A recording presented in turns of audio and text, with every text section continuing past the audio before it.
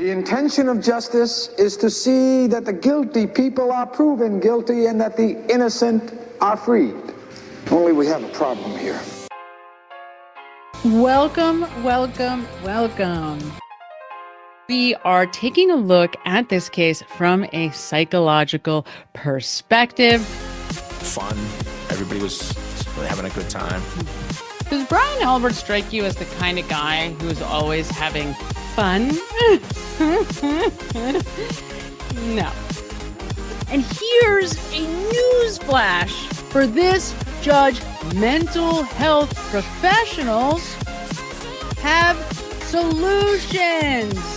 They made an arrest. They got the guy who killed Danny. There's like a mix between sadness and anger because that's the moment for him when he really started to believe that his mother was involved, right? Closes his eyes because he's now remembering. There is a huge psychological component to what was going on here. And according to this group, Brian Albert Jr. gets like the most celebrated birthday hour of anybody ever. Like every 30 seconds, someone's like, happy birthday! Right? She's trying to lump Colin into that earlier group. Somebody jumps in as a journalist, draws attention to it, in a light that is not good for the prosecution. I mean, and there are serious allegations of corruption in the DA's office and the state police. Oh my God, it's not like his 21st birthday. What happened outside was separate from anything that happened inside. The most incriminating 911 call. They're in front of his parents having text messages. Definitely someone should give you a gun and a badge. Horrible text messages read back as if he's the aggrieved party. Hold on, have each of you been called murderers? Who wants to be the one to give Matt the bad news? I wanted to prove or to demonstrate. I don't know where the dog was. I didn't hear any barking. Her name is Sunny. She was named after Santino Corleone. To the side, in the side yard. Say hi, everybody. There's my Johnny. Hello. That's my Johnny. Sunny barks if you walk by my window and sneeze. You're not really going to deny this, are you? It's so weird. It's like the Inside Out, upside down. Narnia. Really I would get at some point in a timely fashion and then turn it over. Know if we had it enough, or we had it all, I should say. Kill me. Not having any observable or detectable electrical activity would be asystole. Means death. 3 separate tab IDs. The thing he had to encourage her to do was not to testify. You know, and Julie Albert responds to the text message from John, and she goes, "My biggest fear in life is ending up on Turtle Boy." Stop it. Oh, you never seen that? Oh, I gotta get you that. Let me. No way. Oh yeah, That's wild. Yeah, no I gotta way. dig that up. God save the Commonwealth of Massachusetts. People are terrified of him. They're absolutely terrified of him. And how do we know that? We know that from the mega motion. Just another day for me, right? Which means it was just not an ordinary day for somebody else. Just when you thought you were out, they pull you back. Karen Reed plots. She fabricates a conspiracy. I am just a person who likes to understand.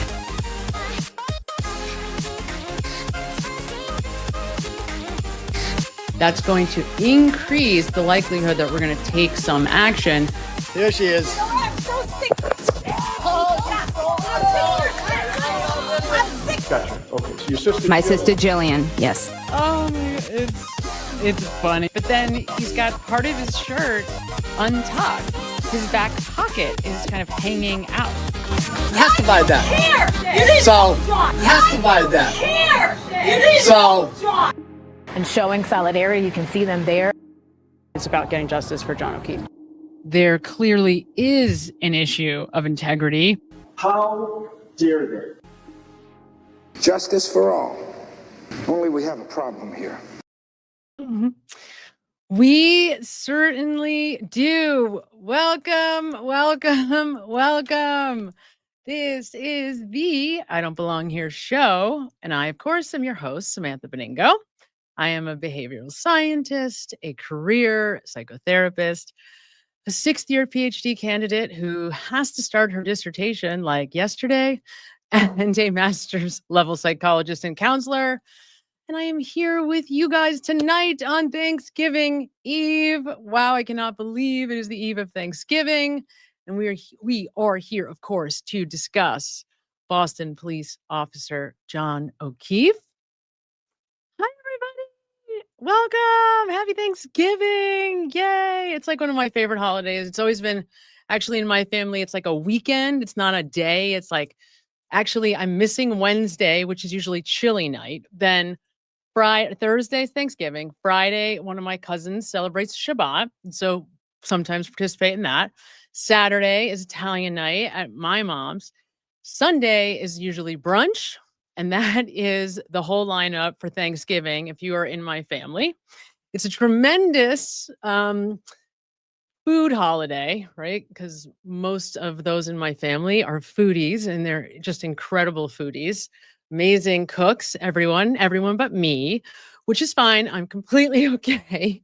I try. I will tell you the most embarrassing thing ever. You guys are going to laugh at me. It's really a true story. So I tried to make, I think it was a turkey last year. This is a true story. And I cooked it upside down. I swear to God. I stuffed it and cooked it upside down. So that pretty much tells you everything you need to know about me and cooking. And the real reason for that is because I have a hell of a time following instructions. So it took me like 37 years on Earth to realize that if you follow the instructions in a recipe, you can make things that taste good. It's like, whoa, it's amazing. So everyone is very, very happy that I'm not responsible for the Thanksgiving meal, but I'm very grateful to everyone else who is. And I wish you all a happy Thanksgiving. No place I'd rather be right now. I have to pick my dissertation topic. Oh God. It's like my stomach. I had a topic, you guys. I was ready to go 6 months ago. And then this happened. And now I want no part of that topic. And I'm trying to come up with something else that would be interesting and relevant to all of us. So if anyone has any ideas, feel free to email or put them in the comments. And maybe it'll end up being what I do my dissertation on. So that is, it's like slowly eating away at my soul, just like second by second as it gets closer, because it's official in January. Like the second week in January, it's an official thing that I have to be doing pretty much every day. So it's terrifying and horrible. But until then, we're here, and I'm really glad to be here. And tonight, we have a lot to do. Well, I spent a big part of the day going back through the testimony of Jennifer McCabe regarding the Google search. It was not my intent to do that. It just sort of popped up as I was looking for whatever I was looking for. And I thought, you know what we're going to do? Let's compare her testimony from just on one topic. So I picked the Google search from, T1 to T2. And I started kind of doing that. And I started noticing some body language that was important, and it kind of sucked me in. And then while I was doing that, and then I had clients throughout the day, so I was doing that too. And then Denise, the amazing moderator who we all worship, thank you, Denise, for being you. You're amazing. She texts me and she's like, the response to the mega motion is in. Melanie is reading it now. So I'm like, oh no, I got to find out, what Cosgrove said. So I tried to play catch up. I was listening to Melanie like on as fast a speed as I possibly could in between my clients while still being able to understand what she was saying. And I did finish it. And quickly, before we jump into Miss Jen, I want to share with you my thoughts about this because it was infuriating. Oh my God. So I'm sure Aiden is probably doing a live stream tonight. I'm guessing. I have no idea if this is true. I know it's coming soon to walk everybody through it from his view, certainly. It was disgraceful. And my thoughts on Robert Cosgrove are very, very simple. Actually, I made a little visual, mostly so I wouldn't forget the most important things. First, what an arrogant, pompous ass. Right? I mean, he is like the oldest and wisest in the room, and he's sophisticated, and he wants us to know that, right? That is loud and clear. He perhaps took some of what Betterow wrote as, sarcastic. And so he decided he was going to one up Betterow and be a bigger and more sarcastic ass. But not only that, he gets personal. He takes like personal jabs at Mark Betterow, which is interesting, and tells you everything you need to know about the motion, because there's no actual substance to this motion. It is basically, him kind of in his arrogant tone, belittling, like we're like Aiden's like a peon, and it's like disturbing his precious time listening to classical music and smoking cigars over the Thanksgiving holiday, right? Meanwhile, this motion is how late? 7 days, 10? I lost track, right? Takes him a week. He's late. A lot of it was cut and pasted from previous motions. So he didn't even take the time to do this properly. He didn't even respond to everything in the motion, let alone, respond effectively, in my opinion. But the dominant sort of, so there's the arrogance, right? But there's also a number of other kind of key things that are important to mention. He is a naive man. This guy, it's almost, he clearly did not actually give any time, effort, or attention to the Karen Reed trials. Definitely has no idea what went on in those trials. It's clear that he just assumes the DA's office is right, that they were right about Karen Reed being guilty. And there's this naivety about it. Like, how could you have the audacity to suggest that the prosecutor's office could ever do these horrible things that this little peon man, turtle boy, right? Like, and that's the level of arrogance, but it's also the level of ignorance. He clearly knows nothing about what he's talking about. It's like, right? He clearly, it's a shame. I bet he's a smart guy. He comes across as a smart man, but he clearly doesn't know what the fuck he's talking about. He really doesn't. He really doesn't. And then when he gets to like the part of the motion where he's conveniently kind of like naming things, but not actually defending them. Like when he's talking about Mello and Lindsay Catani being in the bathroom, and somehow she ends up on the phone with Brian Tully. And I actually don't remember hearing that before. I don't know if you guys knew that. I definitely don't remember Brian Tully getting on the phone. That for me felt like something new that he was sharing with us. I know that Brian Tully was involved, but to actually have been on the phone that night, like, because that's what he told us, right? So that was new and interesting. So as he's reading, we're reading this and Melanie's reading it, there are these like moments where he's incriminating them. It's just, and you really get the sense that he is being used and played by Michael Morrissey. Like Morrissey picked somebody who he knew was smart and naive. So this guy has no idea what's going on in the DA's office. He has no idea what Turtle Boy's about. He really doesn't know anything about Aiden. And it's so beneath him. God forbid he actually take, 20 minutes, right? And sit down and watch him so that he could get a sense for like who he really is. But he won't take the time to do it. I saw people in Melanie's chat suggesting that he's watching. Maybe even Melanie said it. He's watching. And I'm thinking, no, he absolutely is not. He is not watching. He has no idea who Aiden is. Like, he has done as little as humanly possible to work on this case. It's very clear that is why it was late, because he's not really putting any time, effort, and attention into this case. He thinks it's a joke.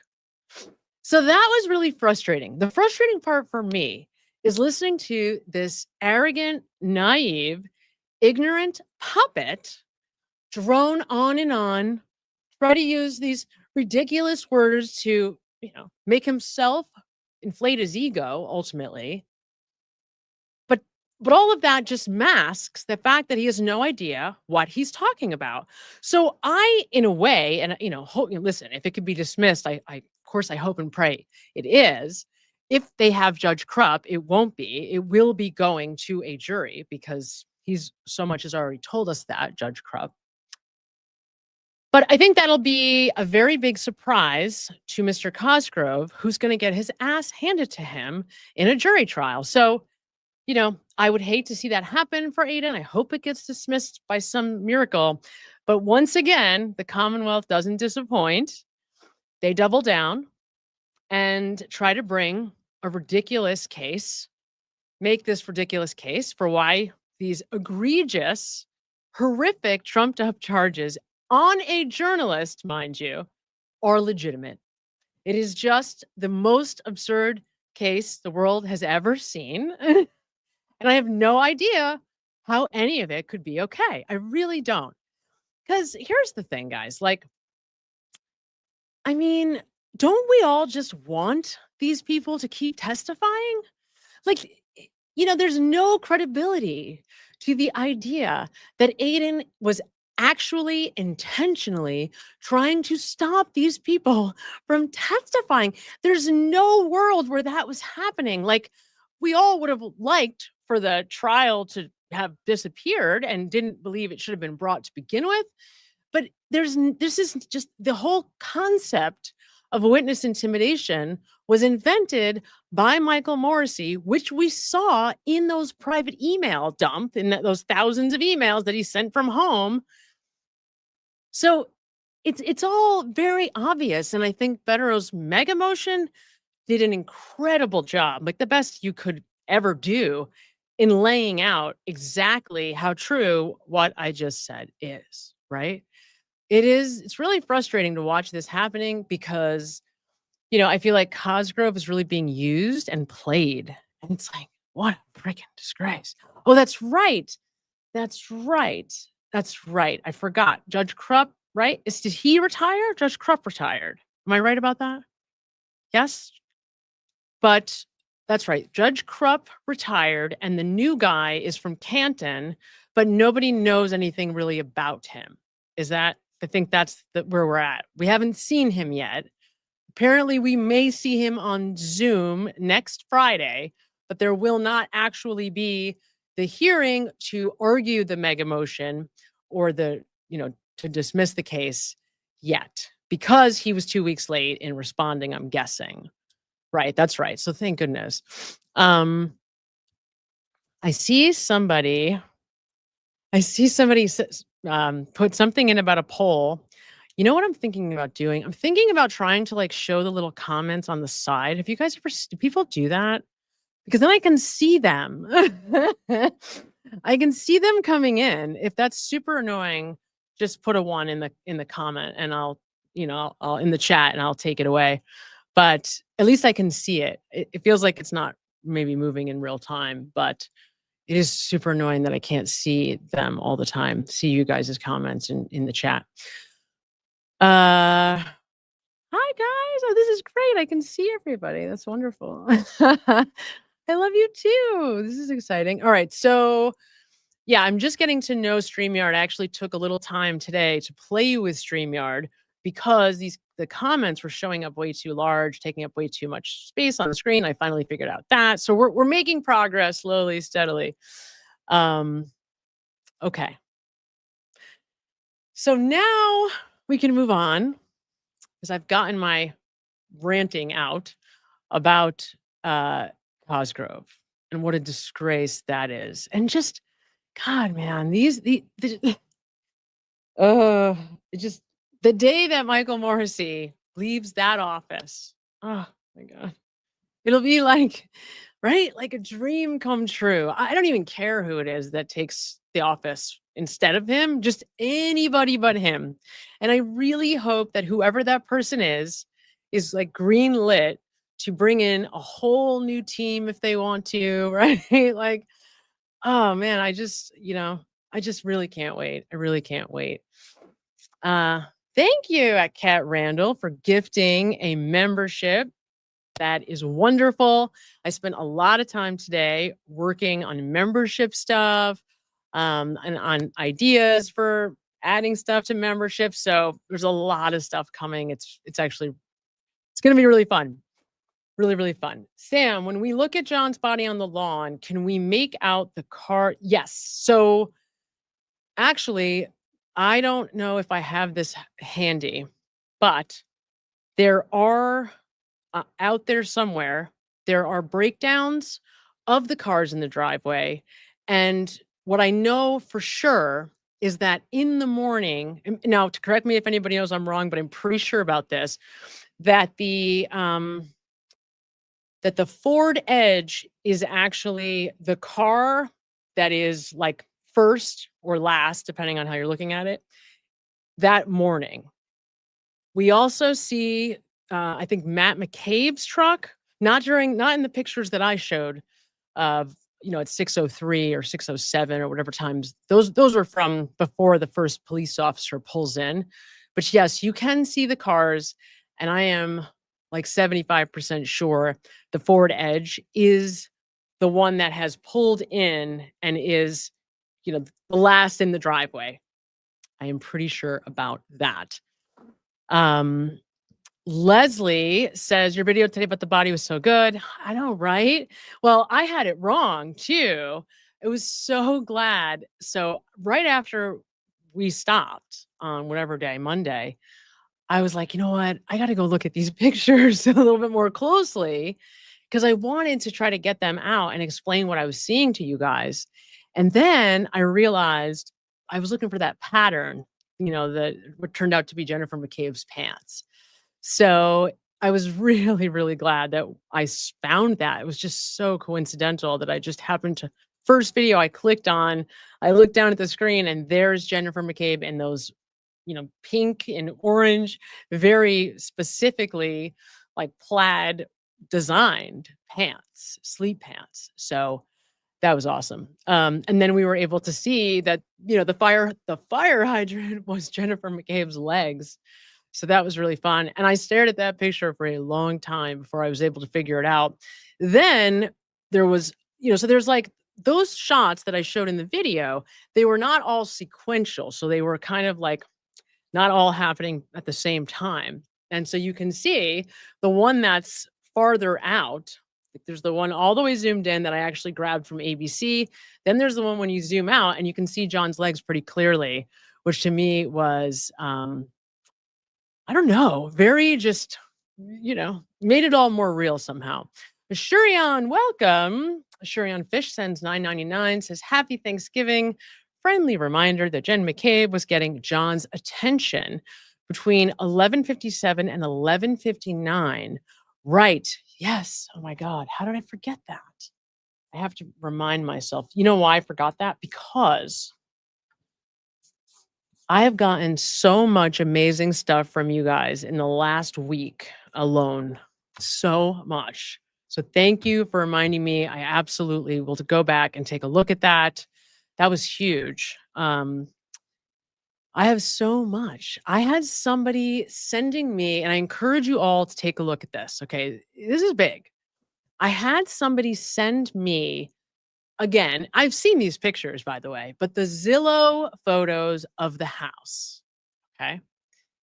Now, if you haven't seen these, or if you've seen them but never really stopped and looked closely at them, I encourage you to do it. somebody had sent me a photo of what I believe is the family room. So the infamous room where, Brian Higgins and Brian Albert are looking at photos of him as a kid in a Marine outfit or his son in the Marines or, depending on who you ask. So there's a picture of this family room and this person sent it to me because they were sort of commenting on the way that it was decorated, to put it easily. And that was just funny. There's some funny things. She has like these like kind of happy sayings around the house, whatever. I'm sure it's staged, by the way. Denise and I were talking about that. I know this is not what the house looked like, when they were living there day to day. It was staged, but it was still their house. Clearly, it says Boston Strong everywhere. It's very police friendly. But it just completely escaped me, and maybe you guys knew this, but when you look at the family room, I think I have it here, and I sort of, in looking at this, I realized, you know what, maybe we should all be looking at these more closely. So here's the family room. All right, so here's the family room, and you tell me, what do you notice about this room? What do you notice about this room that maybe you didn't notice before? I know. Yes, I know, Classic Clippy. I'm working on that. So I'm going to be a lot more mindful of it. Denise and I talked about it. For some reason, the comments were showing up even bigger before. So I made them as small as I can, and I will be mindful of them covering the screen.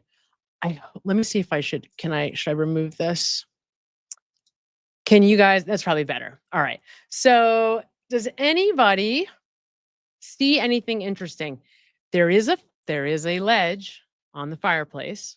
Absolutely. Correct. 100%. There's a ledge on the fireplace. Yes. It is brick. Now, if that's a real wood floor, and some of you will probably definitely know better than me, if that is a real wood floor and there was blood, would that sort of seep into a wood floor, an old wood floor? I'm guessing that house is, his family bought it how many years ago? So that's something. There's no rug. The other thing that I just did not know is that the family room opened up into the backyard. I never realized that you could walk through the family room and exit to a different place very easily, right? So, for example, if there was, and I'm not saying there was, but if there was some kind of a fight that took place in this room and everybody else is in the room next door, and I will show you that room as well, that room is much smaller than in any of the renditions, I guess, I've seen of this space before. As I said, this is not new. I mean, these pictures have been there forever, but for some reason, I just, ignored them or didn't look closely. So here's the room that they say they were, in. This is kind of like where the sink would be over here. This is like the high top table. And then, Jen and Sarah Levinson and Julie Nagel say they were around this table over here. I actually believe that is where Jennifer McCabe was sitting because she was looking out this window right here at the car. She was not getting up and looking at a window elsewhere like she claims, which we know for a number of reasons. We can go through that, but she says a window many times by accident. She has no idea what the storm door looks like on the house. And someone recently sent me Jennifer McCabe's Apple Health data from her watch. And lo and behold, she's not actually moving during the time that she says she's getting up and going down. So when you think of those things together, it seems pretty clear to me that she was just looking out that window right behind that table. So, it is what it is. Yes, there is absolutely a bulkhead door in the basement. And, you know, it's interesting. The house is small, just like the yard is small. The house is small. There's really not a huge amount of space between this table and that table. This then looks into here, right? This room. So now we're back into this room, right? So this is the alleged, you know, these are the pictures over here, I'm guessing, that allegedly Higgins and Albert are looking at this space in the family room.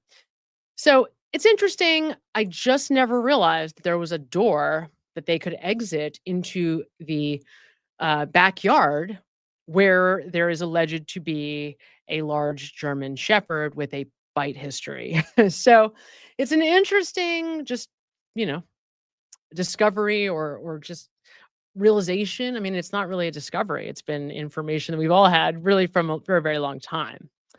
Her phone was plugged into the wall. That is absolutely right. Her phone was plugged into the wall. That's true. It was like on the floor, right? Her phone was plugged in, and someone tells us that the phone was not like plugged in and actually like on the floor. I think it might be Sarah Levinson. You know, there's so much to know in this case. This is what I was saying about Cosgrove. It's just so clear he has no idea about any of this stuff. Like, he just doesn't know anything about these cases, which, you know, listen, I guess that's a huge advantage for Aiden and Mark and that whole team, right? You know, and of course, I have no doubt. I mean, he's got the great team of lawyers and they're going to beat it. But God, what a pain in the ass to have to deal with this nonsense. It's just such nonsense, right? Nonsense. And now clearly they're looking for stuff on Karen's phone. It's like, come on, you guys, like, let this go. Ugh, let this go. Yeah, Case Miles 13. The yard is so tiny. If you have not been there, you have to go. You have to see how small it is. The backyard is a pretty sizable yard, but the front is so small. And they are very clearly, now that we have these images, like right in front of the flagpole, which is right below the windows. You know, it's just so stupid. It's the whole thing. It's just so stupid. It really, really is. I mean, maybe you could believe that somebody in the world slept through that, maybe, but definitely who didn't sleep through that is a man who had seen active combat in the Marine Corps and spent 30 years working as a bounty hunter and, you know, elite special whatever detective forces for the Boston Police Department. So maybe somebody would have slept through that, but definitely he didn't, right? No question. Yeah. So you got to see the yard if you haven't. It's shockingly small. It's shocking, and it like jars you. It's like the very first thing you see. Oh, he absolutely is the worst of the group. He absolutely is. He is, Dolly Madison. To me, it's all his doing. I mean, to me, this is all his doing. You know, there's no part of this thing that he has not gotten his hands in, been in charge of, dictated, been responsible for in every way, shape, and form, as far as I'm concerned, right? And if you think about like who Jennifer McCabe calls, so you can kind of get this visual, right? So I think it's April of 2023, right? Because I think the feds visit Jennifer McCabe like 2 weeks before Aiden writes his first story. They're very close together, these dates. They visit her. Could you imagine? So she she drives up from dropping the kids off at school. She sees the feds there, tells them she's her sister, goes into the house, calls Ryan Albert, Peg O'Keefe, Carrie Roberts. First, she calls Matt to come home, right? And then Michael Morrissey's office. It's like, and I will tell you two things that we are going to talk about that come up for me in the video we're about to watch on Jen McCabe. Two things that are in the last month that are starting to become more and more real. One, the role of Carrie Roberts. This whole time, I have believed that she was duped by Miss McCabe, and as a result of that, used a victim in a way, right? I mean, by through no fault really of her own, besides being maybe a trusting person, um, that she's a victim in all of this. But now after watching this testimony and watching it really closely and listening to her words and watching her really closely, so that's something I have to go back and do very carefully. I'm starting to wonder about her in all of this. She's very willing to be deceptive throughout her testimony, particularly in the second trial. You're going to see it. I don't want to give away too much. You're going to see it even just from what we hear from Jennifer McCabe, what we're going to watch now. So I'm not going to give too much away, but I'm starting to think, Miss Carrie Roberts may have a role in all of this that is bigger than I would have anticipated, I guess, is one way to say it. Okay, hold on. Okay, wait. So Tonia Smith, 7093, says, dissertation topic, how human behaviors incubate confirmation bias resulting in wrongful conviction in criminal justice and law enforcement. So it's an interesting idea. I will tell you that my original dissertation topic is in a way, in what you're calling confirmation bias, was about whether or not, or to what degree, when therapists have a diagnosis prior to an assessment, how much that diagnosis selects for confirmation bias. That's like the shorthand, right? So it's not far from what you're saying in a way, right? So I think you're probably in the right ballpark. It's just a matter of aligning it more on the physiological side, because my specialization is physiology. So it has to do what you're saying and have like a relevant physiological theme also.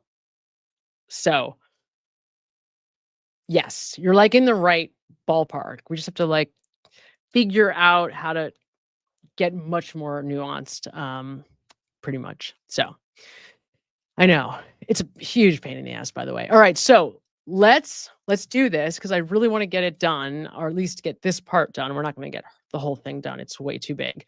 But I encourage everybody, go and take a look at these photos. They're on Zillow before they take them. I'm sure they'll take them down soon, because we're watching them. We're looking at them. So, but go and take a look at them, because they're interesting and you don't know. Like I said, I hadn't stopped and thought, hey, you know what? There's a door, there's a fireplace that has a ledge, that has a step, So it kind of gets your wheels turning and maybe opens the door for different thinking. And there's so much, you guys, and I just want to say thank you to everyone who sent me stuff. I have seen some amazing work. So many of us are working so hard to figure out what happened. And I really think that together we have the best shot, working collectively to figure it out. And it really helps to get talking about it, because you know what? Like we have each other, but how often do the people in our lives day to day support your thinking on this? Maybe a little bit, but most people, like, this is like their thing, not like their spouses, or, they don't really share it usually. So the more we can get kind of sharing with each other, like, definitely the closer we're getting. I really believe it. I really, really do.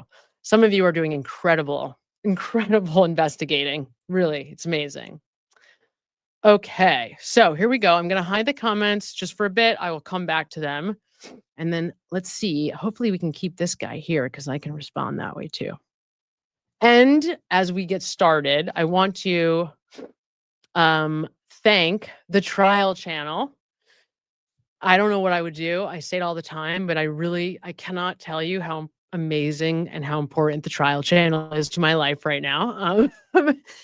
I can't even imagine how difficult. I'd have to memorize all of these testimonies all the way through to be able to find what I wanted at the speed that I am right now. So a huge, huge thank you to the trial channel for letting us use their content and for, doing a lot of the editing for us. It's like the most amazing gift. So if you don't know about the trial channel, you definitely have to. Amazing stuff. All right, guys, here we go. We're getting started on Ms. McCabe. In the early morning hours, I want to take you. Let's see, can everybody hear her? All right, here we go. Early morning hours. The other thing, if you aren't doing something and you are near the screen, I would try to watch as much as you can, because there is a lot of her face. I mean, you really got to watch her face. As much as I know that's a troubling thing to do, it's definitely helpful. You get a lot of information from her face. In the early morning hours, I want to take you all the way back to 1:30, 1:45 a.m. when you left 34 Fairview on the 29th. Girls, where did you... So what in both trials, Alan Jackson waits to bring up the Google search until closer to the end of the testimony, which I guess makes sense if you're following some kind of a timeline, right? So they don't come up until later. She's waiting for it. And what happened in the first trial, she all of a sudden, it registers, and you can see it in her eyes. It literally registers like, oh God, here we're going. Here we go. He's going for the Google search. So you have to keep an eye on her eyes. These people, I guess they just didn't care about who was watching, and they were hoping that we would just not pay attention at all, which is pretty naive and bizarre. They were just trying to get Karen jailed. So I guess they just didn't care. But you got to watch her eyes. I mean, throughout the entirety of both testimonies, she's eyeing the prosecutor, either trying to signal him, whether it's Lally or Brennan, to object, for help. Or, so either she's trying, signaling, help me, or she's looking for them to, or they do, they do. But you can see, without a shadow of a doubt, that she is communicating to the prosecutor. I mean, no question. It is not debatable, right? It's just as blatant as the Hank Brennan nod to the judge during the voir dire of Arca's Dan Wolf. After you dropped off the girls, where did you and Matt McCabe go? We came home. After you got home, you indicated that you went upstairs, correct? Correct. After you went upstairs, you indicated that you got on the phone. Correct. On your cell phone, correct? There it is. After you got on your cell phone... As we go through, whenever I see the look to the prosecutor, I tried to capture it and just give us a chance to see it again in slow-mo. I don't get them all, but I tried to get a fair number. You indicated that you started searching for stuff. Correct. So if there's GPS, you've seen the forensic extraction or part of it, correct? Which one are you referring to? So wait. Pause here. He asks, you've seen the forensic image of your phone, correct? And she says, which one? What do you mean, Jennifer? Is there more than one? Yes, indeed, there is more than one. So she wants to know, Mr. Jackson, which of those Are you talking about the one that my husband completely edited? The one that the DA's cops altered for me, or a different one? I almost died when she asks which one. It's just so stupid. The forensic extraction of your phone. I saw what you showed me yesterday from Celebrate. Right. There are calls to a number that I'm assuming is John. I'm just not sure. I see. Oh, this is like one of my favorite. If I had to pick like a clip from all of her testimony, this is like one of the best, right? This Call. one right here. Wait a minute. She's so obviously lying through her teeth, right? This report has times everywhere. Right. It's chronological except for the calls that were deleted. Look at her face. You see a call I can't read at 5:52 anymore. to John O'Keefe's Wait, phone. what is this? What? I see a call at 5:52. Yes. There's not a single call before 5:52 a.m. between 12:14 and 12:50 a.m. Is that right? Not one. Exactly, Kate. It's very hard to. Exactly. This report time-wise. You can look at every single time on the report. There's not that many. I don't understand. It's out of order. I'm just trying to say that it goes from 7:21 to 5:52 to 7:33 to 7:49. There's no order. They're out of order. I understand that. Okay, but if you look at every one of the entries, there's not a single entry for 12:14, 12:18, or any of the subsequent 12:29, any of the subsequent phone calls that are all shown on John O'Keefe's phone extraction. Do you agree with that? Right. Cue up the sirens. Exactly. Exactly. Correct. May I approach? Yes. Thank you. That's what I mean. Okay. I'm part of it. I saw, the phone calls, yes. Okay. You're aware that that extraction shows that you got home after 2 a.m. or so that would be generally correct. Correct. The Celebrite extraction shows from your Apple Health data that you actually went up a set of stairs. That would be accurate, correct? Accurate. The Celebrite data shows that you actually logged into your phone, did a login, either Face ID or a passcode, opened up the phone. That would be accurate. Correct. The Celebrite data shows that you were engaging with an app called Safari to engage some Google searches, correct? Yes. That would be generally accurate as well, correct? Yes. So, after you opened up Safari, you indicated that you Google searched something about ozone basketball. Is that right? Yes. That was sometime after 2 a.m., right? Yes. Right? Yes. There it is. Ozone basketball. What was so important about ozone basketball at 2 a.m. that it couldn't wait until the morning? Why did you search it then? Look at her eyes again. For So anytime first I was home, I was wide awake, and I had been texting about a basketball chat. So she doesn't even realize, one of the things that you start learning about her, I guess I heard this described, and I'm not going to give proper credit because I don't remember who said it, but I was listening. I cannot remember. I don't remember who it was, but they were describing, it was one of our, heroic statement analysts talking about the difference between when you remember something, when you really went through something, there is, one thing after another thing after another thing. It was definitely you, Twigs. Like when we experience something in a memory, it has a linear step-by-step, it's a step-by-step experience. When you're contriving, you only have these like markers in time, but there's no thread that ties them together. You only have like the key rehearsed statements are like rehearsed ideas, and they have no way to string together. So that's why in this trial, we hear her saying, I had been texting about a basketball chat.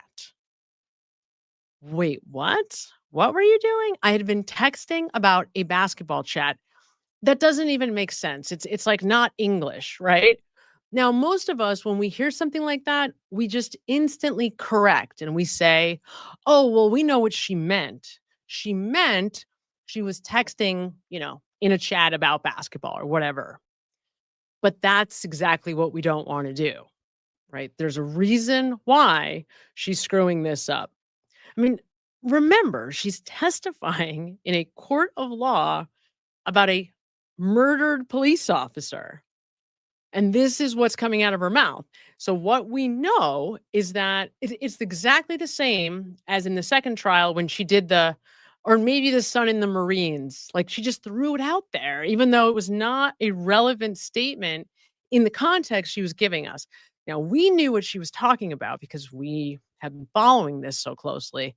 But if you didn't, and you really think about the way that whole thing comes out, it doesn't even make sense. So this is what's happening here. It just doesn't make sense. That's because it didn't really happen. This is not an experience that she was having. It's one that she is conjuring, and she's trying, remember, to not say, house long to die. She's trying to communicate deceptively that basketball was what was on her mind that morning. It's just absurd. And basketball was clearly on my mind. Now, you see here, and people talk about this, like how our eyes look.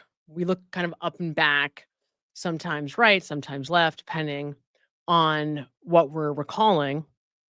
But you can see here, I mean, she's looking forward, right? She's looking literally in the direction of invention, of inventing a story, not remembering what happened.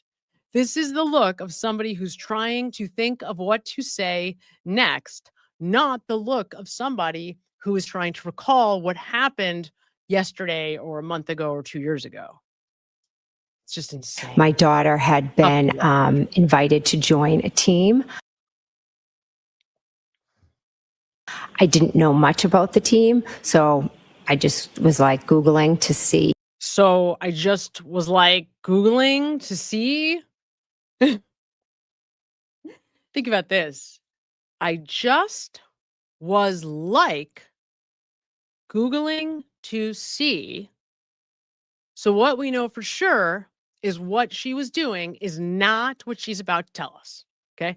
She was not doing whatever words are about to come next. That's what she wasn't doing, because she just was like doing this thing she's about to tell us, which means the only thing we can say with absolute certainty is that she wasn't doing what she's about to say. That's what we know for sure. Because the woman who had given my daughter the offer had wanted an answer. It's just, she So you just say was that- like Googling about basketball. Now, we all know, I mean, I'm assuming many of us know that when you go through that Cellbrite report very, very closely, it's some disaster, right? I mean, it's somebody went into the extraction and was deleting and, moving things around and trying to make searches that happened 5 days ago happen at this time, right? And just kind of like praying that nobody ever caught it. And I guess to this point, they got away with it. So, who knows? I mean, we don't know if the feds caught it. My guess is they might have. I mean, we know they caught we know how they feel about the 227 Google search.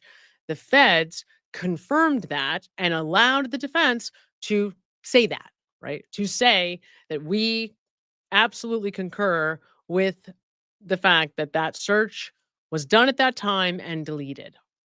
So that's like, the only thing we know for sure. Welcome, new member. I can't see you from here. Mark, welcome, new member Mark. Okay. Basketball was on your mind, correct? Basketball was on your mind. Was there anything else on your mind in the early morning hour time frame? Don't believe so. Don't believe so. Seriously? Don't believe so. Is the nothing else on your mind, Jen? Don't believe so. Like, we don't even get an I don't believe so. This is, it's all stuff I've heard before, but oh, it still has like, it still hits a little bit, right? It's like, you are lying. You are so egregiously lying. And, let's be honest, at this point, this is the first trial. She's not comfortable lying outright. She's really not. She can't. We're talking about the most important topic, arguably, for Jennifer McCabe, definitely, in this trial from her perspective. Like, is there any more important topic if you're Jennifer McCabe than trying to sell the fact that you did not Google house long to die in the cold? Because if you did, if Jen McCabe is Googling house long to die in cold at 2:27, long before Karen Reed is ever at 34 Fairview Road on that morning, that's it. Door is closed, right? Done. Game over. And her answer to Alan Jackson's question, she cannot even make even a halfway attempt to say no. She doesn't even say no. Don't think so. Don't believe so. Which tells you everything you need to know about the fact that these people are absolutely, there's no doubt about it. This is absolutely a lie. You know what I'm saying? It's not a question. It's not like maybe, maybe. No, this is not, this didn't happen. This is a lie. What she's telling you is not what happened, right? Now, tragically, we can extrapolate what definitely did not happen. What we do not necessarily get is what actually happened instead. And that's the more challenging part of all of this, right? Trying to piece it together from what we know didn't happen, ostensibly.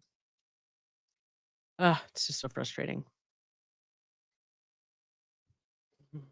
Can't even give us a proper denial to the Google search. I'd like to ask you a few questions about January 29th, a little further on in the morning after you got home from 34 Fairview. Approximately what time did you get home? I'm not sure. Maybe around 11:30, 12. I'm not sure. 11:30 or 12? It could be 11. Are you talking about? I'm confused. Are you talking about? Okay, a couple of things. So now we're at trial 2, and we're going to stay at trial 2 for a while. And the reason is I didn't want to keep going back and forth because I really want you to get the full vibe of what she's throwing down. So we're switching over to trial 2 for a while now.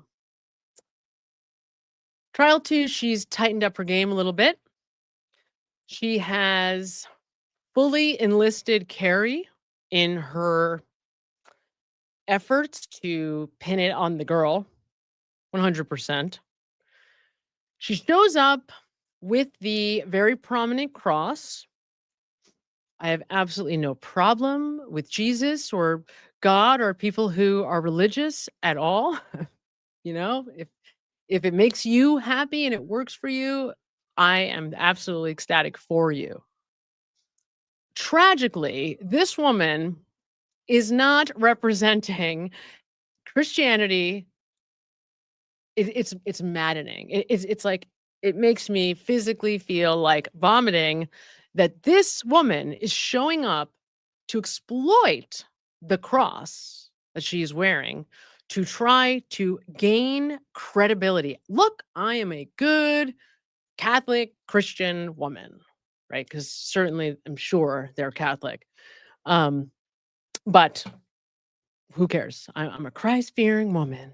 I'm just a normal mom. That's what I am. I'm a normal mom. So she is trying to exploit the jurors into buying this cross as though it means that she is somebody we can trust. Like, who does that? What kind of a horrible monster do you have to be to do that? Now you say, that's really what, it's a bold statement. Well, here's what I know for sure. Lying in court This is the rest of a woman's life. She's on trial and could feasibly have the book thrown at her and spend the rest of her life in prison, right? Karen was like 46, something like that.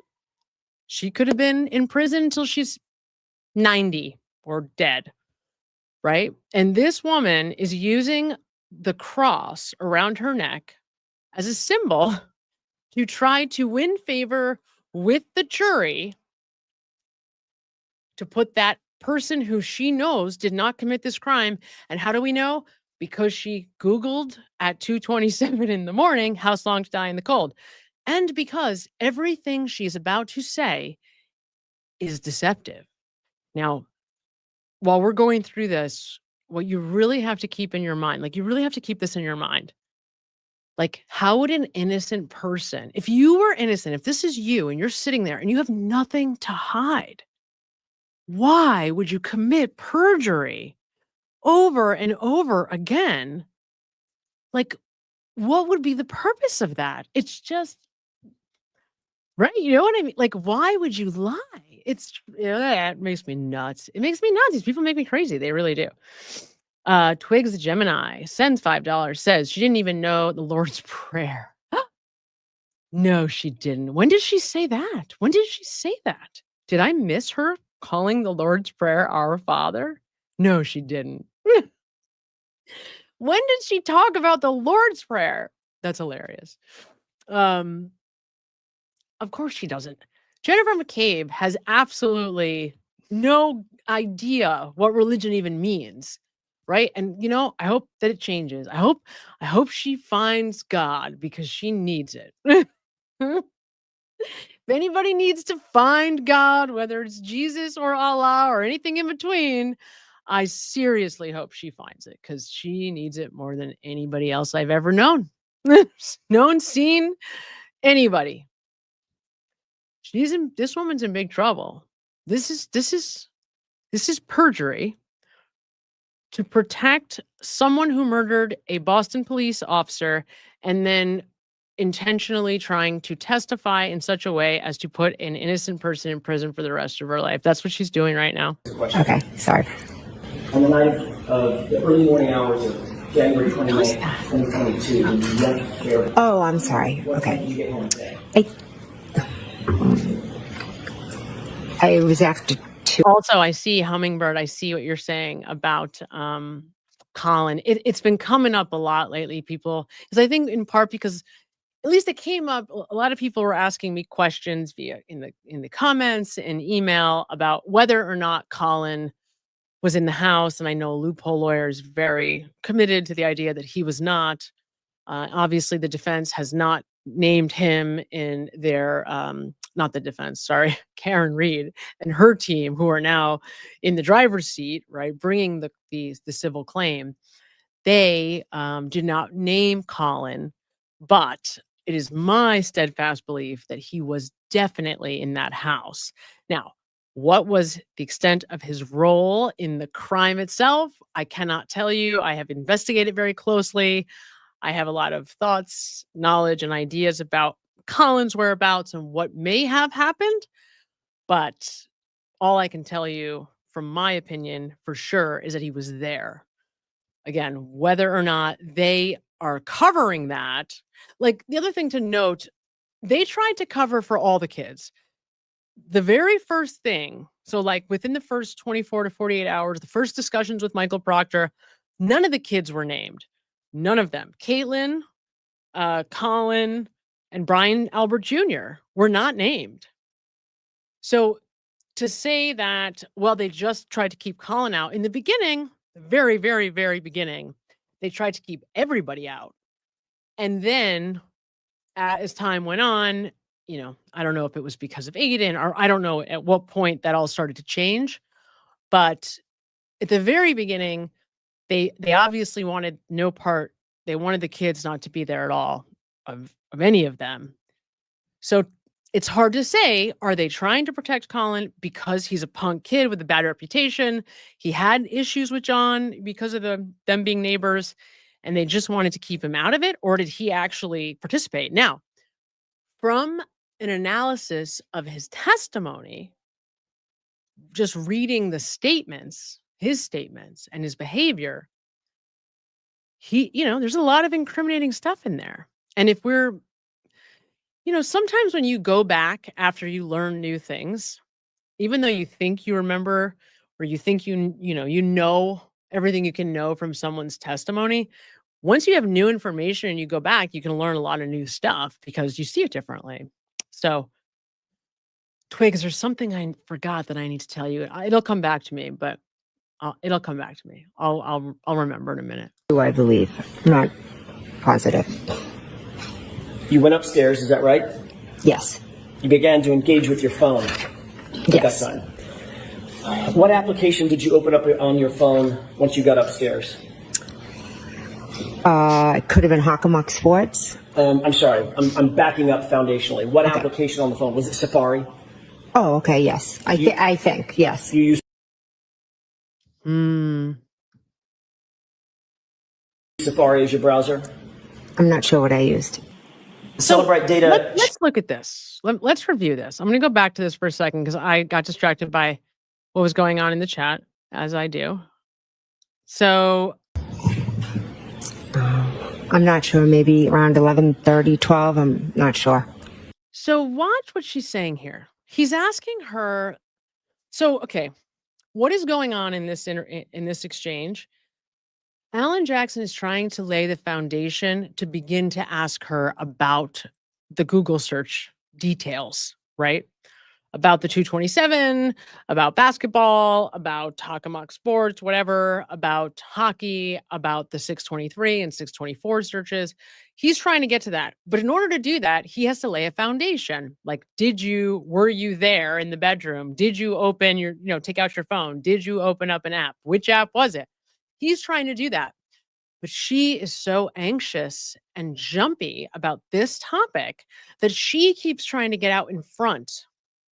And as a result, he's like pulling teeth. He's like battling her and he's getting really frustrated. She doesn't understand that he has to lay the foundation. So eventually he just tells her, like, I have to create a foundation here, dear. Right? So we're going to go back. Just answer my questions, yes or no. But she's so worried. Look at her face. Like, in the first trial, the dominant emotion from Ms. McCabe was anger. And in the second trial, the dominant emotion is fear. And maybe that's because she's not defended with the anger in this one, like most of us expected her to be. So she's afraid. But you can see it. She's afraid. I mean, she's afraid. And let me just say it again, like innocent people who have no part in this. Like, you're just at your sister's house and you're drinking and it's the after party and it's your nephew's birthday. Why would you be afraid to answer any of these questions? It's just, because something did happen and she's terrified that he's going to get her to say it. He's going to screw her up. 11:30 or 12? It could be 11. Are you talking about? I'm confused. Are you talking about? Let me rephrase the question. Okay, sorry. On the night of early morning hours of January 29th, 2022, when you left Fairview. Oh, I'm sorry. What Okay. time did you get home today? I was after 2, I believe. I'm not positive. You went upstairs, is that right? Yes. You began to engage with your phone. Yes. At that time. Oh my God, no. She really did say that in the original statement that she gave to police when she was talking about the Karen. I didn't realize that she actually gives a more specific prayer, that they actually elected to actually pray legitimately. Karen had them actually saying the Lord's Prayer. That's really interesting. I didn't know that. Application did you open up on your phone once you got upstairs? It could have been Hockamuck Sports. I'm sorry. I'm backing up foundationally. What application on the phone? Was it Safari? Oh, okay. Yes. I think. Yes. You used. I think.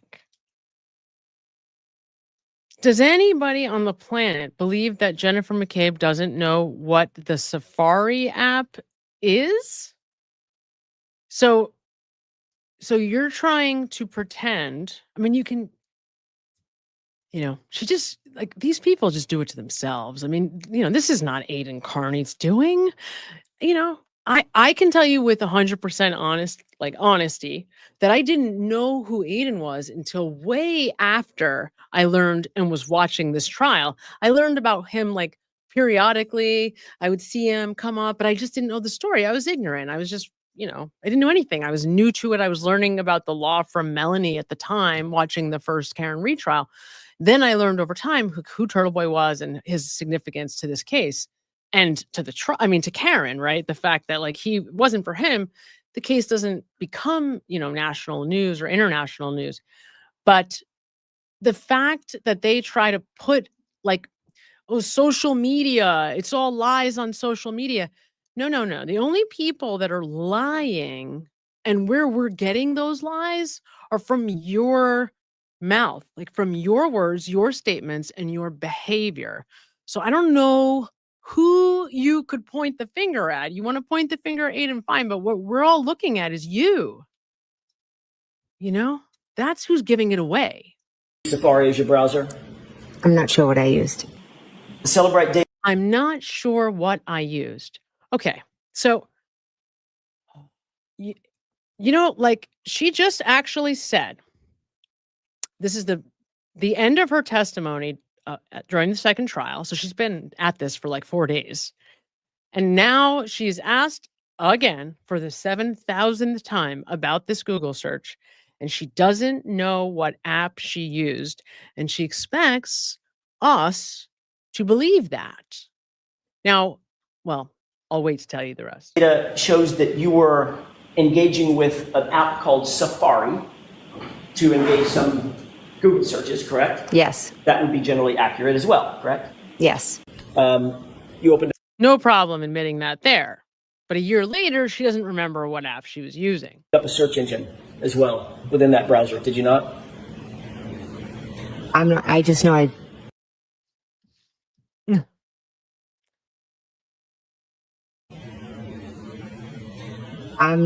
just know I Googled Hockomock Splits, I believe. Yeah, it almost slipped out there. Hockomock Splits, I believe. I'm not sure what app I opened or how I went about it. So what's going on here? I don't know if it was Brennan. I don't know if she realized it in the middle of this testimony. I'd have to go back and really, really pay close attention to the order. But at some point, she learned that if she's not able to have her memory refreshed, quote unquote, then Alan Jackson is not able to continue to ask her questions about that topic, or like she can't be impeached or whatever, that he has to drop it. Okay. It's the same argument that became the reason why Trooper Paul never came up during the second trial, in a way, right? In other words, because the Aperture guys claimed they didn't know who he was and they had never seen the CARS report. They just played stupid. Oh yeah, there was a CARS report, but I don't really remember it and I didn't read it closely. No, that doesn't refresh my memory. So because they kind of played stupid, nobody ever learned, the jury never learned about Trooper Paul in the second trial. God bless them, they tried, the defense tried. Now, at the same time, Jen McCabe has learned that, well, if I just can't remember, then I can't be called out for it. Like, it'll just go away. And that's why she is exponentiating the amount of feigned, lack of memory recall that she is, as opposed to the first trial, where she was more willing to say yes and no. She tried to keep her answers short. So in other words, her strategy has changed. Trial one, it was like, keep it, simple, short, stick to the rehearsed answers. Trial two, she comes in with, more of an agenda, almost like, all right, we really got to get her this time. So everything is bigger. The hit 'em statements, I hit 'em statements are bigger. And, she's like really laying it on more. And for obvious reasons, we can all assume why she might do that. Now, the other thing is she's trying to tell us over and over again that she doesn't remember things that there's absolutely no way she could forget. You might want to forget the Google search, but it's not possible at this point that she wouldn't remember it, right? Because even if she didn't remember it correctly, she knows exactly what happened. Googled Hockomock Splits, I believe. I'm not sure what app I opened or how I went about it. So Google is a search engine. You use Google. Possibly. I mean, that's just an expression, but I'm not, if you could show my record, I'm not sure what app I opened. Well, wait a minute. I'm not sure what app I opened. If you can show my record. Like, wait, no, that's not possible. It's not possible, right? Do you understand? Like, everybody on earth knows what app you opened. Like, so if I know what app you opened, you know what app you opened, because even if she's trying to make an argument that she only knows that because of all of the attention that we've given this, which is what she's trying to argue, there is no way that you could make that argument and then try to claim that you only know that because of all of us, and you don't actually remember it from that night. No.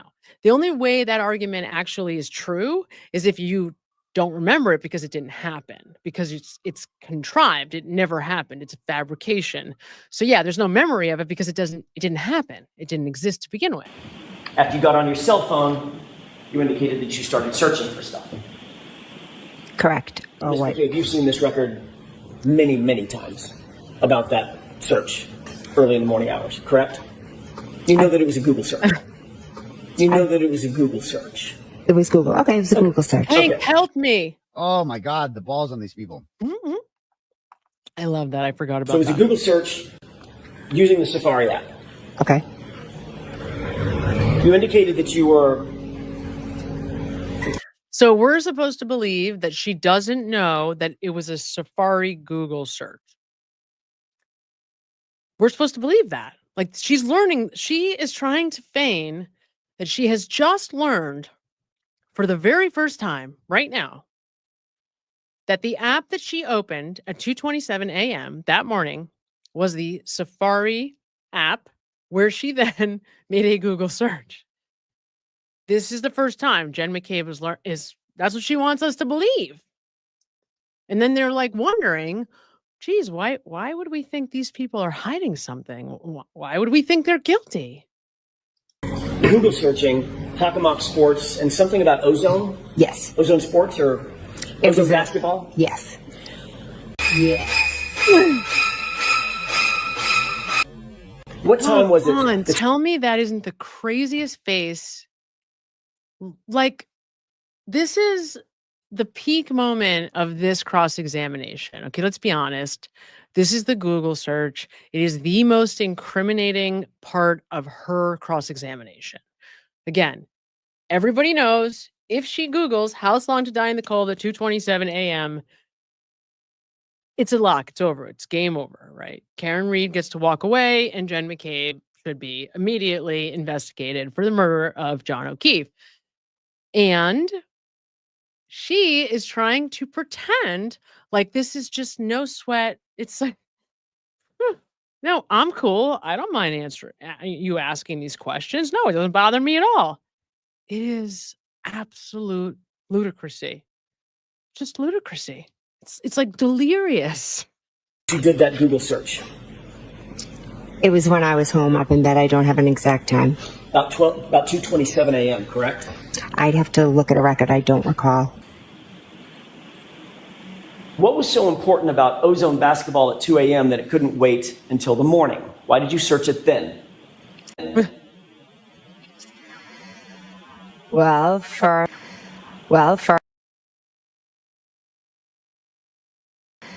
Well, first I was home, I was wide awake, and I had been texting about a basketball chat, and basketball was clearly on my mind off the top of my head. That time frame, don't you? I know I was home and I Googled that. So that is distancing. I Googled that. Well, what was that you Googled? Right? You're trying to tell us that you didn't Google House Long to Die in the Cold.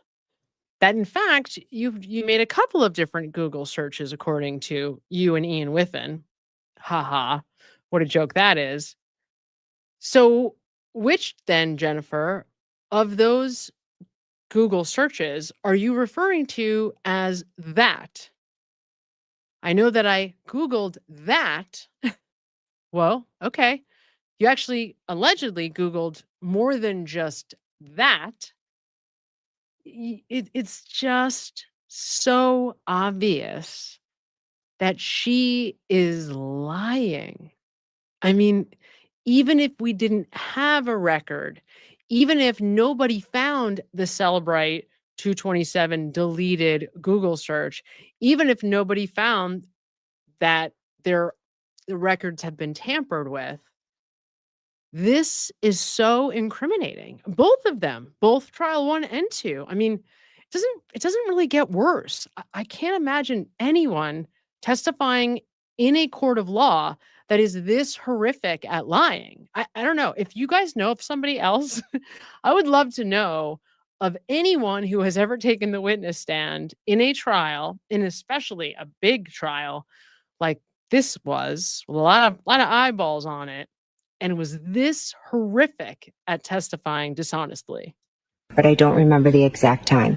You do recognize 227 AM. I do recognize it, but it's not from me remembering it from that night specifically. It's from... See, okay. She's doing some eye shielding here because she doesn't want to see Alan Jackson's response to this, and I wouldn't either, so I don't blame her for that. But that's because this is an absurd claim. It's an impossible and absurd claim. There is absolutely no way that you could know, okay, I was upstairs in my bedroom I got home at 2:10. I was upstairs in my bedroom getting ready for bed. I picked up my phone. I was Googling Hockomock Sports, whatever. If this was a true story, there is absolutely no way that you could know from documents, from testimonies, from grand juries, from FBI investigation meetings and statements that you did something at that time and then try to say, oh, but I don't really remember it from that night. It's not possible. That's just not how the brain works. It's not possible. So this is another impossibility that Jennifer McCabe is asking of us, just like all of the calls that went unanswered but never went to voicemail, but that, never picked up, just like the Google searches, right? Just like everything else that she denies, the 30 deleted calls and texts to John. The only things that are deleted on her phone are specific to John O'Keefe on this night, but we're supposed to believe that she's never deleted anything. And we're all supposed to believe that this is all happening at the same time on the same night.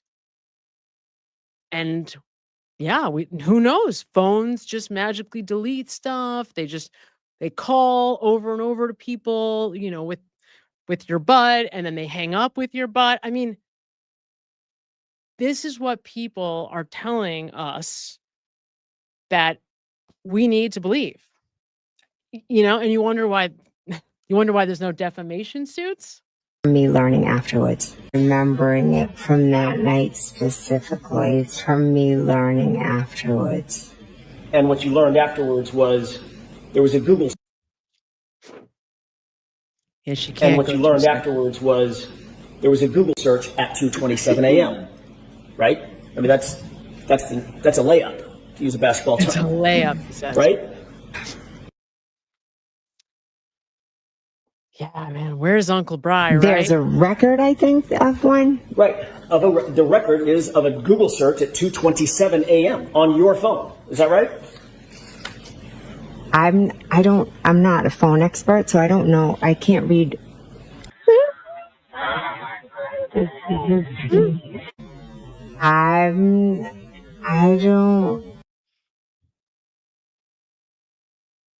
I'm not a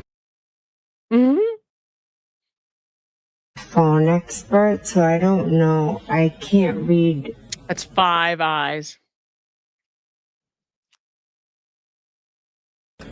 You're well aware. You don't have to be a phone expert to know Off the rails. that there was a Google search on your phone recovered at 2:27 in the morning. You know that. You've been told that. You've seen it. You've been asked about it dozens of times, haven't you? I have been asked about it dozens of times, yes. So let's set the foundation. There was a Google search on your phone at 2:27 a.m., correct? Which Google search are you referring to? It doesn't matter, Miss McCabe. Well, I know I did Ozone and I did Hockamock Sports. And I didn't ask you those that. were the only two things that I Googled. I didn't ask you what you Googled. I haven't gotten there yet. We're going to get there. I've asked you, was there a Google search at 2:27 a.m. on your phone?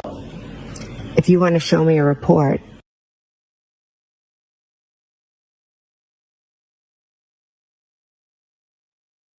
Yep.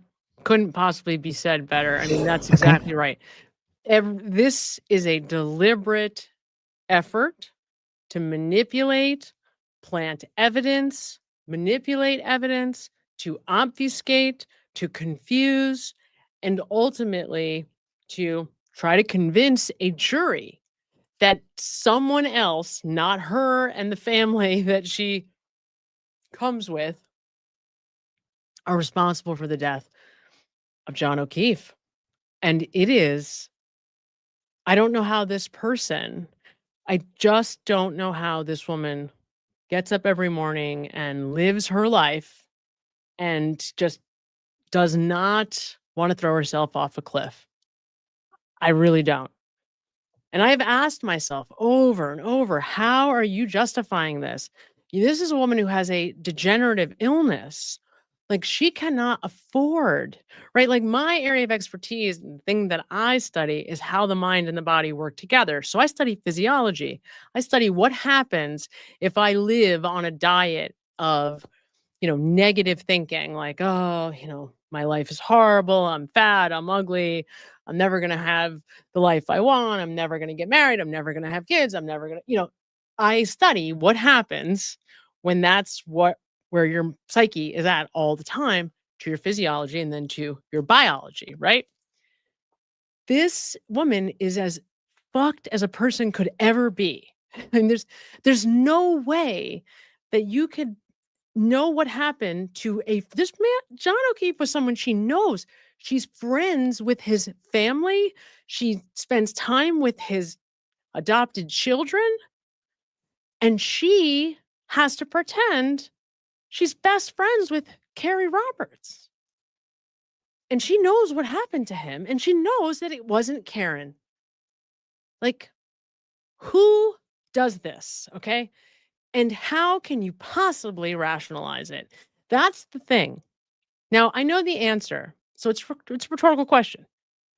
But man, this is also, and I will say, just getting back to the discussion we were having earlier about Colin and people going, well, Colin, is Colin involved? This is one of those questions that starts me thinking he must be involved, because you think that she's going to ruin her life over Brian Higgins? I don't see that, right? Brian Albert's going to ruin his life and jeopardize his family because of Brian Higgins and like him alone. I doubt it, right? I don't see that. Like, no matter, brothers in blue. Okay, I get that. All right, the dog was involved, so he had some level of, guilt or blame. But there's got to be a bigger, there's got to be something else to protect that feels more important than like Brian Higgins. Do you know what I'm saying? Because this is like their life.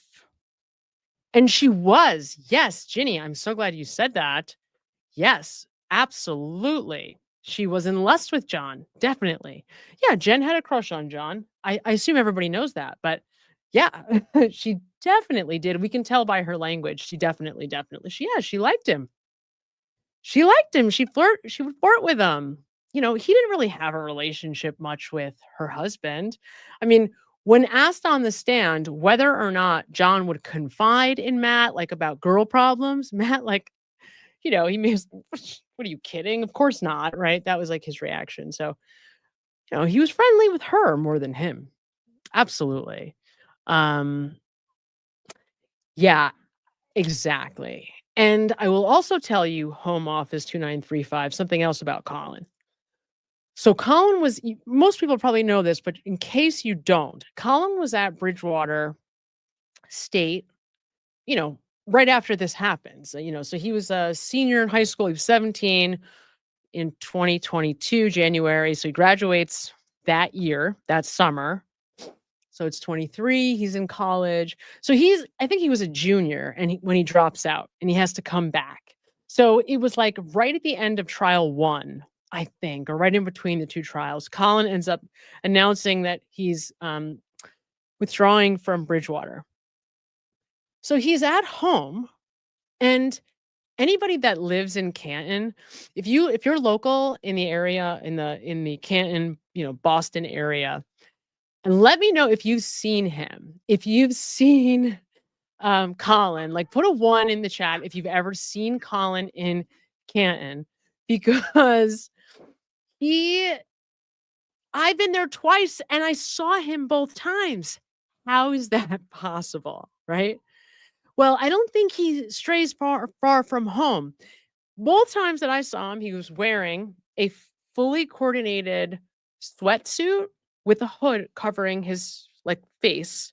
Now, he also drives like a very large, new looking, bright yellow Jeep Wrangler, like traditional Jeep Wrangler.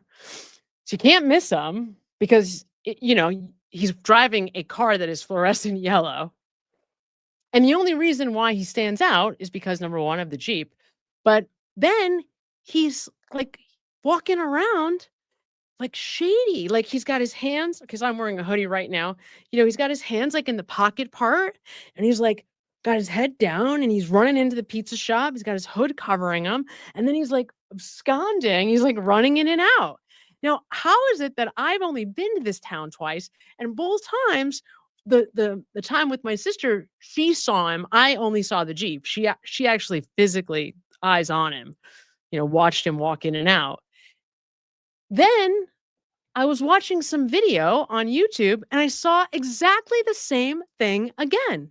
It's Colin in a gray sweatsuit, hood up, and somebody else got him, video recorded him going in and out of the pizza shop from the yellow Jeep Wrangler, like hoodie up, kind of paranoid looking. So my point is, it appears to me that he, from the very little that I've seen, and knowing that he left college because of all of this, it does not appear that Colin is doing well. Let me put it that way. And the psyche, what I know about this kid from what we've seen, what we've heard, how his, cousin paints him, how other people paint him, from what Aiden's learned, it's not good. You could absolutely see him being directly involved. And if he was, it certainly makes sense why all these people would put themselves in harm's way. That is really it's like, that has to be it, right? Because how else do you justify this kind of behavior? That's the only way you can justify it without truly looking at yourself in the mirror and thinking, I am an evil, horrible monster. And because I don't think this is a sociopath. It's very sociopath. That's a very hard thing to come by. It's very anti the human design to be sociopathic, to be someone who truly gets off on the pain and suffering of another person. It's a very rare thing that we see at the level required to explain Jennifer McCabe's behavior, if that makes sense. So to me, it does make sense that, yeah, right, he's a dumb jock, you know, Mr. Tough Guy. You know, I mean, by the way, his father, in a similar, though not exact, same situation, around the same age, got drunk and killed somebody. Right? And I'm not saying that just to throw Chris under the bus. I'm saying that because would it surprise anybody if one of his offspring around the same age did the same thing? No, of course not. Right? Of course not. All right, let's get this done. We're moving. Promise myself. I don't. You have no record. You have nothing in your mind about Google search at 2:27 a.m. That's what you're testifying to the front of this doing right now. Are you asking me if I made a Google search at 2:27? I don't know what time I was searching for Hockomock Sports and Ozone. I have no idea what time that was. You're well aware that your records have been pulled, correct? Yes, they have. You've been confronted with those records many times, haven't you? I've been asked by you, yes. And by others, right? Yes. The police have asked you about it. You've been interviewed about it. I've been asked by you. And Mr. Lally? Yeah, Mr. Lally asked about it, yes. And every time you're asked, it's about a Google search at 2:27 a.m. That's all I'm asking. It is, but it's not one that I remember doing or making. Absolutely. Or did. It's not one I did. It's just one that is in a record that was misread. Or Wait. She's going to say something really good here. Before I forget to say this, Twigs, that's what I wanted to remember to say to you. Yes. So the like fade out thing that we talked about, I think it was 2 days ago, that is exactly what it is. So I think I pointed out at some point in this video, but yeah, like when her eyes kind of flutter and it almost looks like she's like fading out, like she's about to fall asleep, she's definitely thinking. I mean, it is definitely like when she's kind of deep in thought, trying to figure out what she's going to do, or really, really focusing on whatever is in her mind. Definitely. Or did. It's not one I did. It's just one that is in a record that was misread. So we have to wait. I have to rewind this. You have to hear this. Hold on. At 2:27 a.m. That's all I'm asking. It is, but it's not one that I remember doing or making. Or did. It's not one I did. It's just one that is in a record that was misread. Or this is one of these like completely off the rails moments. That's what this is. This is like Jen off the rails right here. It was so off the rails. I was like, okay, I'm not even going to try to break this down word for word because it's just off the rails. There's no other way to say it. She's completely performing by the end of this statement. Or did. It's not one I. Yeah, Mr. Lally asked about it, yes. And every time you're asked, it's about a Google search at 2:27 a.m. That's all I'm asking. It is, but it's not one that I remember doing or making. Or did. It's not one I did. It's just one that is in a record that was misread. Or okay, wait. So you see what happened there. It's not one I remember doing or making. Then she realizes what she said. It's not one I remember doing or making. She thinks about that, and then she's like, or did. Yeah, I didn't do it. Oh, you can't even make it up. And it's the same, this is the voice that she flips into when she's in total performance. There's like some different gens that we get throughout the entirety of her testimony during this second trial, but this is the performance tone, right? Tone, tenor, this is Jen performing. Or did. It's not one I did. It's just one that is in a record that was misread. Misread. Are you fucking kidding me? Hello? Exactly. Are you denying that you made a Google search at 2:27 a.m.? If you could show me this Google search, I'd appreciate it. Can I have a moment? Yes. Absolutely. Your Honor, may I? Yes. Thank you. Ms. McCabe, I don't have a paper copy, but I'm going to ask you to take a look at something that we display on the screen. and ask you a couple of questions about that. I object to the way it's presented here. Okay, take it down. So, well, That's not how it appears. You need to get rid of a column. Right? That's exactly how it appears, Your Honor. That's the House of record. Counsel at sidebar. so let's just review what happens in this second. It's hard to make out unless you're like paying really, really close attention and you know what you're looking at. So Jennifer McCabe insists that she see the Cellbrite record because she's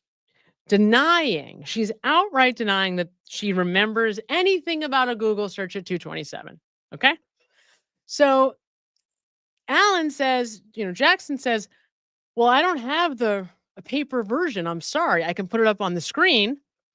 And so the judge is like, oh, okay, because it's Jennifer insisting that she see a record.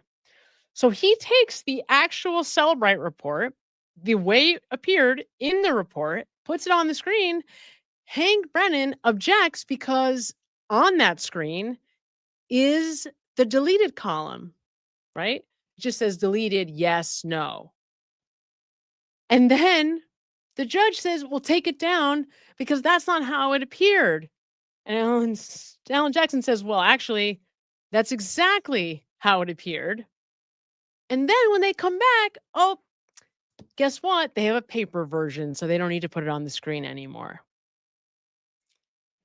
It's like, I mean, that's one of those sidebars, put a pin in it, right? I plan on just watching the whole trial again with the sidebars in my hand because there's going to be so many amazing sidebars. I just can't. I think that's the only way you can do it is put it right in context. Let's just bang it out. We'll watch the whole thing. I want to see every single sidebar and I want to know exactly what the context was for it to really understand what was going on. But to me, it's just unbelievable. It's like the Commonwealth is so obviously, so blatantly, whether it was Adam Scumbag Lally or Hank Scumbag Brennan, absolutely working with these defendants. Now it's in my head, House defendants. These morons, the people in the House, to try to put Karen Reed in prison. I mean, they were colluding. They were absolutely working together. I mean, that doesn't like send like, alarm bells off for everyone? Like this, Karen Reed was not special. It really could have been anybody. Could have been. She just happened to be the girlfriend of a cop. That's really, you think about it, that's all it was. Karen was just the girlfriend of a cop. They weren't like engaged. They were, they weren't even living together. Right? I mean, I think what made them feel closer than they may have actually been was the fact that John was a father of two, preteenish aged kids. So yeah, they sort of became a family, but it seems like that was premature. It was too fast for their relationship. At least that's what you get from their communications and everything Karen has said about the relationship. Go ahead. Thank you. Found the paper. Okay. Thank you for your patience, Your Honor, and Mrs. McCabe, may I approach? Yeah, God forbid the jury see the truth. Thank you.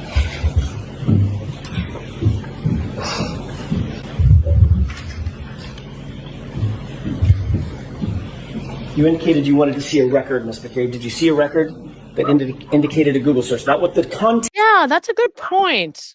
Leslie, there you are.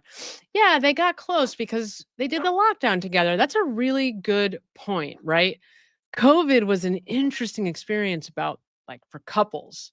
That would definitely, I'm sure there's a dissertation out there on that one. Like, what was the impact of COVID on relationships? I had a friend who was best friends with a divorce attorney, and that he had never, I know for sure that divorce attorney here in New York City had never been busier in his entire life. It single-handedly destroyed a lot of relationships Because, right, if you were living your life cohabitating and then all of a sudden you're not going to work anymore and you're both home all the time, of course it destroyed relationships, right? So yeah, it either brought people together kind of prematurely with a false sense of intimacy, maybe more so than they would have had otherwise, and then it, tore people apart who probably needed to be torn apart long before, honestly. Of the Google searches, but there was a Google search. I just saw a Celebrate record, yes. And did you see the time of the Google search? On that record, yes. Is it 2:27 a.m., correct? Yes.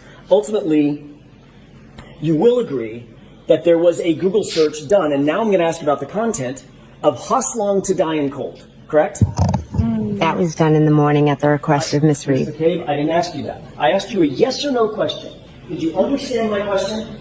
Could you repeat it, please? Sure, I'd be happy to. Thank you. Okay, that record indicates that there was a search at some point done, at some point, for Hustlong to Die in Cold. I object to recording the record. I object to recording the record. All right. I just caught this for the first time right before I finished editing for us to watch this here tonight, like maybe 3 hours ago. Hank Brennan, they're playing a game. They're playing a coordinated game. And the game is she can't remember. She knows what she's supposed to say because she knows that in the Celebrate report, it says 227, but she doesn't remember from her memory. She just remembers because it's in this record. So then Hank Brennan conveniently objects to her reading the record so that he can tie this up in a nice, neat bow and get Alan Jackson to move away from this Google search. So the whole time, the goal was, from the very beginning, was to try to shut this topic down by her claiming falsely that she doesn't remember. I don't know what time that happened. I only know that time because it's sensationalized in the media by Turtle Boy. But I don't remember it from that night, which, as I already mentioned, is an absolute impossibility. There is no world where you can claim that you know something because it's a fact, but at the same time can't remember it from the night it happened. That's not provable. It's an impossibility. It's not how the brain works. You don't have little boxes inside your brain where you have like the storage filing cabinet. Oh, well, I only know this from this record that you just showed me. But now it's, in a different section from what really happened on that night. It's like, no, dear, good try. And Hank tries, but there's more. So now you got to watch what she does. So he objects. I object to her reading the record. Okay. So Hank's trying to get this shut down. And I almost missed it. Had I not slowed down so that we could watch him say this again, I wouldn't have seen her shaking her head no at him. It's like, wait, what? What is going on here? So watch. She is in disagreement with whatever Hank is doing with this judge right now. Like she's trying to stop him.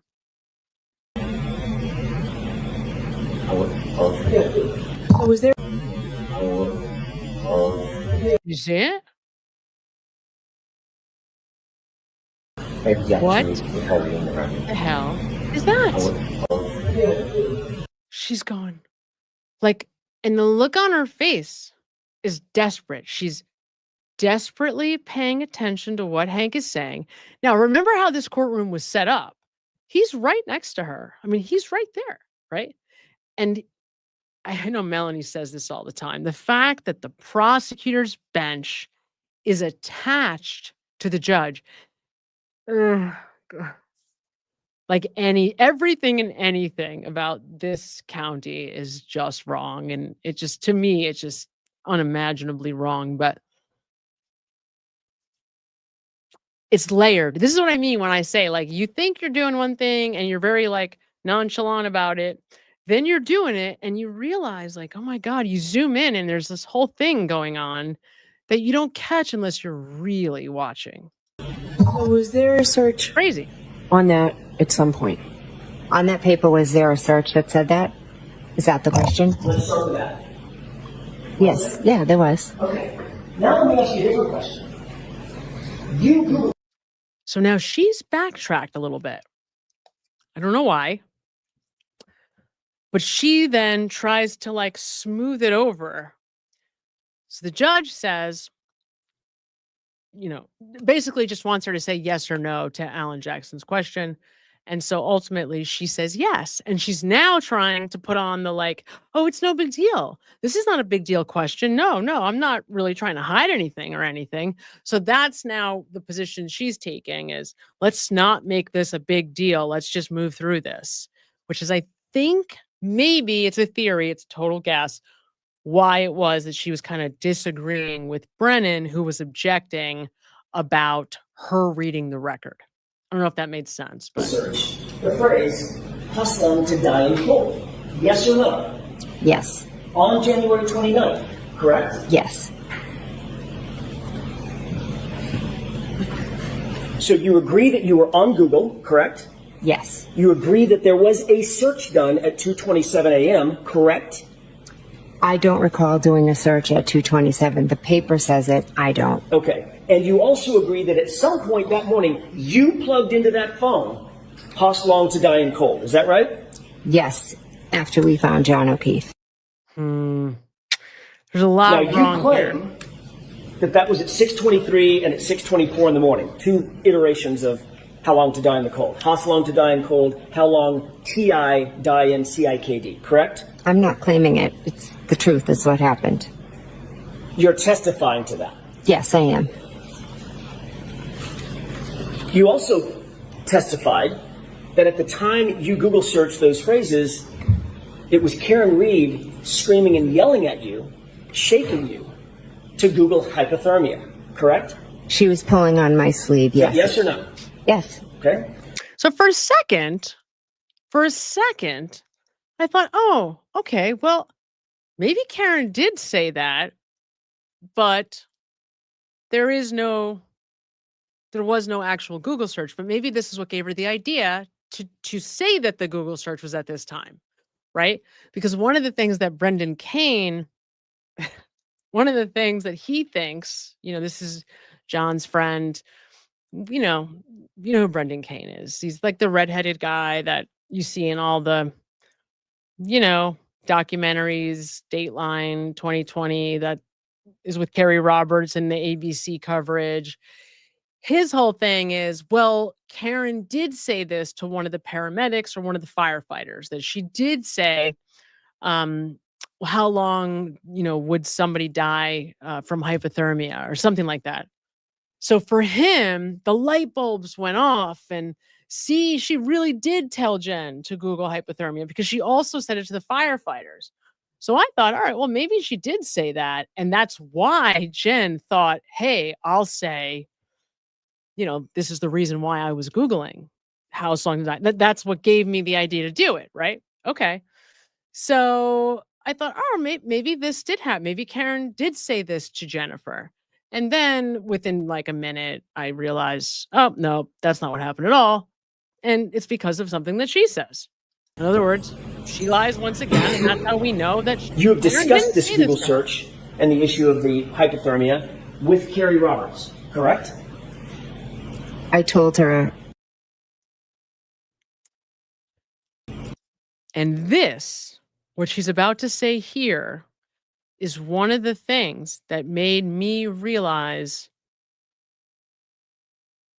they are colluding.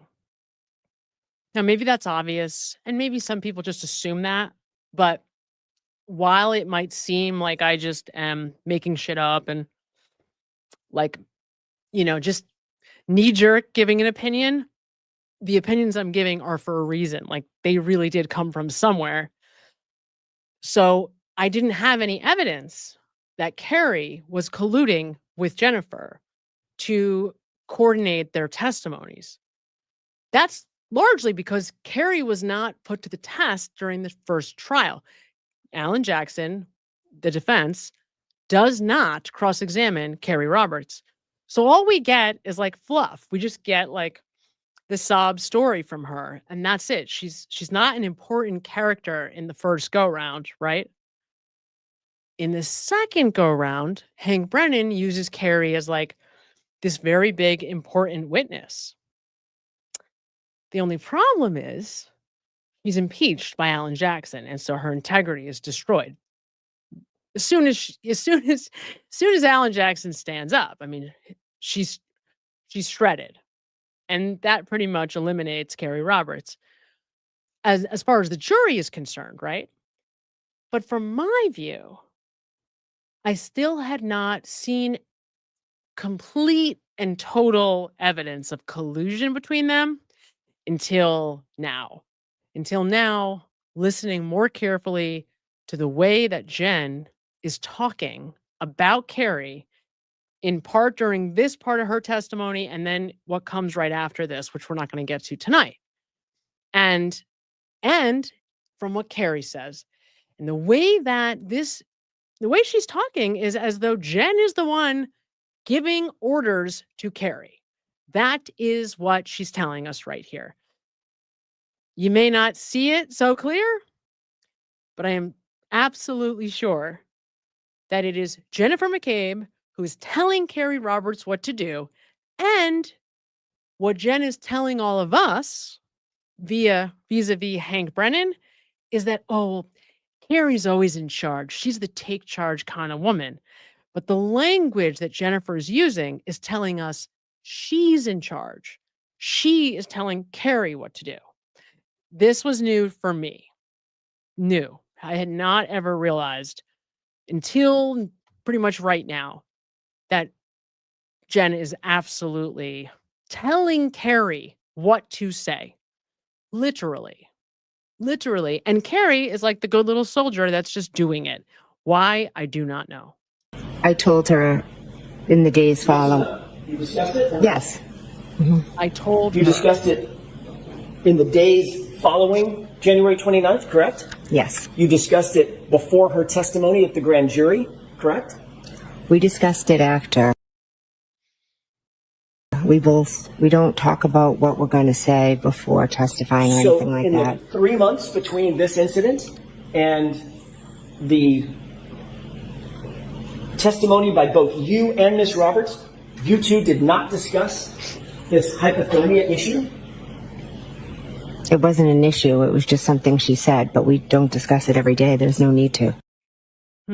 So that was such a tell. That was such a tell. It's like, this is like what politicians are trained to do, right? Like, you ask them a question and they give you a different answer, completely changing the question that you asked. So that it's like gaslighting at its finest, right? It's like, do you like the color red? And you respond, God, I hate the color green. It's like, well, okay, I didn't ask you about green. I asked you about red, right?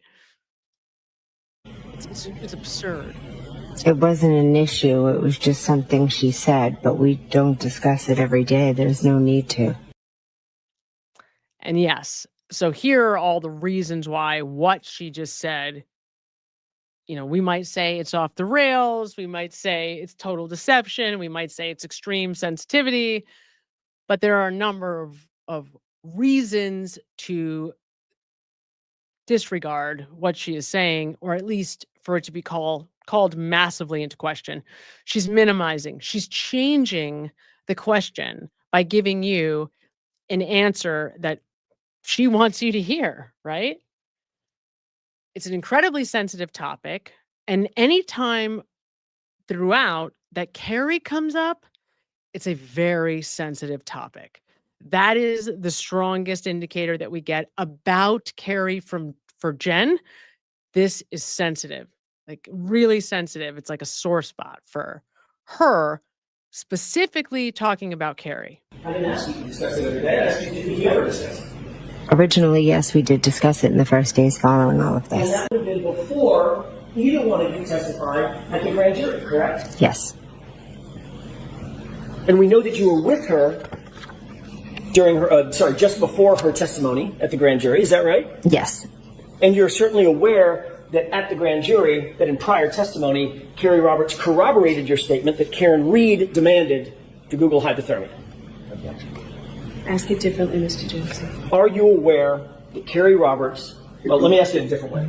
This is Have you and important. Carrie Roberts ever discussed the fact that she corroborated your statement? Oh my God. I think about this all the time, Crispy Treat 513. I think about this all the time with her. She's got 4 daughters. 4 daughters, right? Now, all we ever hear about from these people is how close of a family they are. That's all we ever hear. Oh, we're such a close family. We're such a close family. We're such a close family.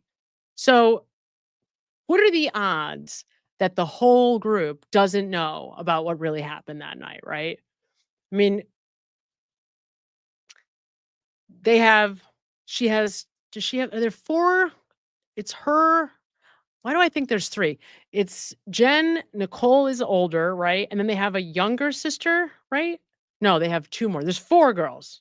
She's got 3 sisters, I think, right? Because she's got who they call Shelly, then Dee Dee, and then Nicole. So there's 4 of the Weeks girls. You're going to tell me that none of those sisters, all those sisters don't know about what really happened? They must know. I mean, like, they are close, right?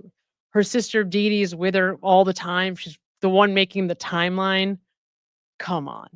So that's just her sisters. You don't think that all of her children know what really happened? I mean, could you imagine trying to keep that a secret from your kids? I don't know. I mean, I've thought about this quite a bit, right? And the only way it makes sense, let me put it a different way. The only way as a parent that you could look your 4 daughters in the eye and justify this kind of behavior is if they know you are protecting somebody they care about, right? Like their cousin Colin, or like their daddy, or like, maybe. But if it's you know what I mean? So it's like the only way that these people have told their children the truth is if the kids could understand, and they're not kids. I mean, they're adults, right? I mean, I don't even know at this point. She might have like one is a senior in high school, and they're older kids. I mean, they're not 7 years old. I don't know how you could keep this from your children. I just don't. And I agree with you 100%. I think what's going to happen as a result of this is that these children are basically as screwed as you can get. Like, my advice to any of these children would be go as far away, like find a country, like find like a university in another country, like an English speaking place, like, like an international study abroad program. Go there, set up shop there, and just don't come back.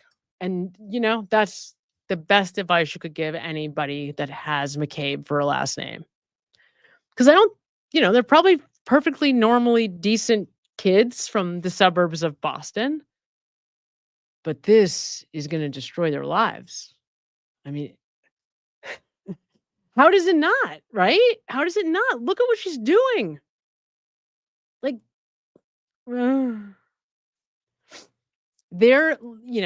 unless you could find another reason to explain why mom is absolutely committing perjury for several days with a judge and a jury, a very serious situation going on in a court of law, right? This is a criminal court.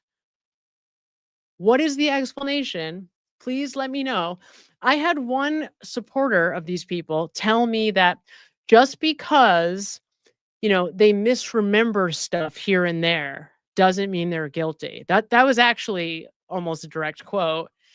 And my response was, you might want to take a closer look at whatever the misremembering that you're referring to or you think you're referring to, you might want to take a closer look. That was I kind of left it because, yeah, this, there's like a little bit more than just misremembering happening. It's a nice way to put it, but that Karen Reed demanded that you Google hypothermia.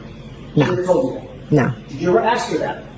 No. Did you discuss your statement that Karen Reed was the one that demanded that search? Karen Reed did ask me to do the search, yes. My little pup. Karen Reed did ask me to do the search, yes. Yeah, so this was when I learned for sure. I'm sure I knew this already, but it was when I learned it again. For sure, without a shadow of a doubt, Karen Reed never mentioned house long to do anything. Karen never asked about hypothermia. There was no mention of looking up hypothermia by Karen Reed to Jennifer McCabe at any time that morning. And we know that because of exactly the words that Jennifer McCabe just chose to answer this question. So I will back it up quickly so that you can hear what it was. It's very quick. Karen Reed did ask me to do the search, yes. Yeah, so one of her absolute, surefire deception tags is to put the answer at the end of the statement. It is odd how hard and fast it is. It's very strange that this is stuff that all of us do, or at least most of us. We don't all do it, but we really do. I went through, for example, Lieutenant Gallagher's statement, entire direct testimony, direct, not cross, direct, with Hank Brennan of all people for almost 90 minutes or more to find out whether or not this was his baseline, because I wanted to know whether this one statement that he made was true or false. And it turned out to be the only time I'm remembering right now. There was one time throughout the entire direct testimony where he gives the answer, yes or no, at the end of the explanation. And it was the one statement that I suspected he was lying about that he was ultimately lying about. So this is a really significant pattern, and it's very hard and fast. For whatever reason, it's odd, but this indicates deception. And it's sure as the day is long if it's a part of somebody's speech pattern, right? So for Jennifer McCabe, this is a very strong indicator of deception, and definitively told me that without a doubt, Karen Reed did not mention hypothermia to Jennifer McCabe on this morning. It just didn't happen. Maybe she said it to somebody else, but she did not say it to Jennifer McCabe. Now, I'm sure most of us already knew that, but now for me, when I'm thinking about my own level of certainty with some of these things, I am now comfortable. I can cross that off my list of uncertainties, right? Of case uncertainties. Okay, that's not what I asked you. Did you and Carrie Roberts discuss that? Yes, we've talked about that. Are you aware that last week Carrie Roberts denied hearing that statement? Sister, so just one question on this. Just one question on this, please, Mr. Judge. Have you become aware from any source that last week Carrie Roberts denied having heard the statement that was attributable to my client? No. Happy Thanksgiving, everybody. It's 12:08, so it's officially Thanksgiving. Yay, happy Thanksgiving. No. Yeah, totally, Twigs. I love the way you said that. Karen screamed everything 3 times that morning, except Google hypothermia, right? Jen immediately said, I'll see. House long to die in cold. Come on, man. Exactly. Yeah, that's the feeling. It's come on already. That's how I end up feeling at the end of any time I give any effort or attention to this woman, it's like, what do you just take us for like fools? I mean, it's really egregious lying. Egregious lying. And I guess maybe she was the only one willing to do it. I don't know. But it just seems like, maybe they should have advocated for Nicole to do it, because Jen is not a great liar. And it's pretty easy, yes, you can be trained in psychology or statement analysis or, be a federal investigator and discern truth. But you can also be somebody who's logical and can prove that what she is saying is false, even just by impeaching her, because she says one thing here and a completely different thing here, right? So, these people they've done it to themselves, right? Like, nobody should feel bad for them. This is all they're doing without a shadow of a doubt. And one thing I come back to over and over again when I think, you start to feel bad or, well, Chris is kind of a decent guy. The thing is, these people have done it to themselves. Brian Albert, for example, made a decision the day before a stay order was coming on his phone, and the witness advocate, Steve Nelson, tips him off about it. Hey, tomorrow they're going to put a stay order on your phone. A stay is coming so that you do not destroy that phone. What does he do? He goes out and he destroys his phone, right? Gets a new phone. And think about it. He does that fully knowing that someday someone like Alan Jackson, and maybe even Alan Jackson, is going to be sitting in front of him in a court of law saying this very thing. And yet he believes that was the better option, because had they seen whatever was on that phone, that was way worse than, sitting in front of Alan Jackson and saying, no, it was just a coincidence. It was time for an upgrade. And just so happens that it was the day before this order came. Whoopsie. Yep. Life is weird. Weird stuff happens, just like with the butt dials and the deleted calls and the unanswered calls. And yeah, I slept through it. And my dog was here too. My very aggressive dog who barks at the drop of a leaf outside, but not tonight. And nobody's seen her. But no, she's still here. Didn't abscond with my daughter 7 hours ago. You know what I mean? It's like the best choice is for Brian Albert is not a good choice. And they are faced with those types of decisions the entire way through. So if the best choice, when these are the decisions in front of you, is to try to convince a jury that you had nothing to do with this, and it's just a total coincidence that you destroyed your cell phone the day before an order comes down for you to not destroy your cell phone, that's the better choice than turning over your phone and the defense team or cops or feds or anybody else getting hold of that phone and seeing where you were, who you called, who you texted, right? Getting that geofence data. What does that tell you? I mean, what does that tell you? Like, come on. These people, you're not going to see another case like this, because this is insanity. It is totally insane. It is why people have such a hard time, Occam's razor. It's like, yeah. You know why? Because it's hard to believe, because it does seem like you'd have to be an evil psychopath, or you'd have to be an evil psychopath, or maybe there's another possibility, or maybe you think you're protecting somebody who you love and care a lot about. That would be a way to justify this. That's all I'm saying.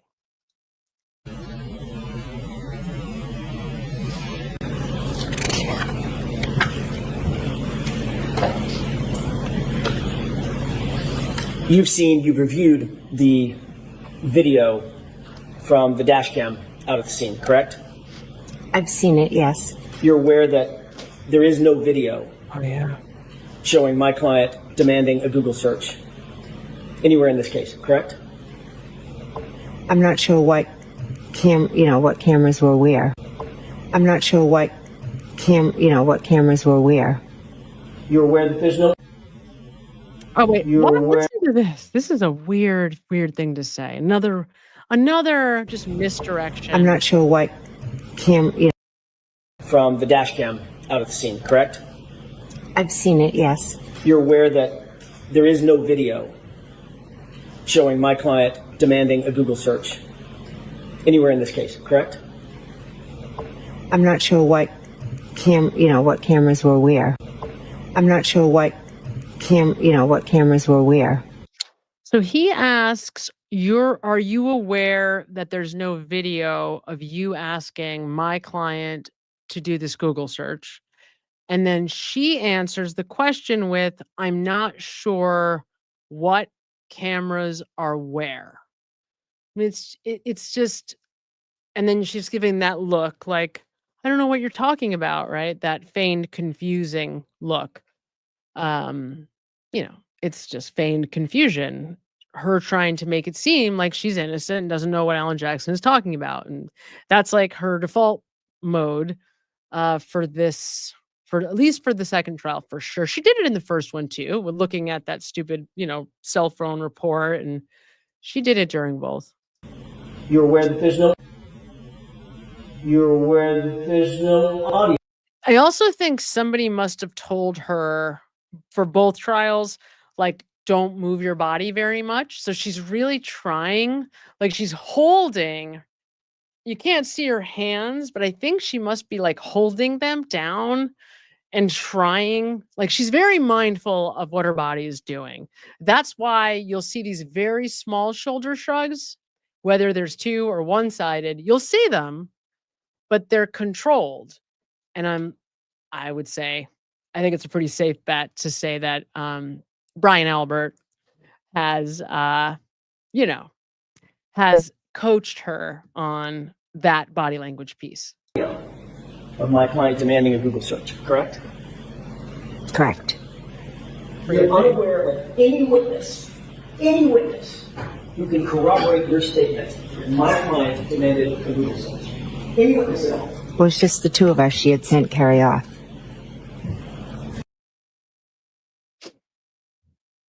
Yeah, she's afraid. She's afraid. That's the other thing. Like I said, trial one, she's angry and defended. And I think we get this. I see this in them. And I do think Turtle Boy helps us to see this in them. There's a desperation about this. Like, Julie Albert's sister tries to attack Turtle Boy on the street. You know what I'm saying? Like, these people, there's a desperation here. There's a desperation. Like, they just want this to go away so deeply. And, they really, really do. And you can see it in her face. But if they were absolutely the innocent people that they claim they were, this would all go away. That's the thing.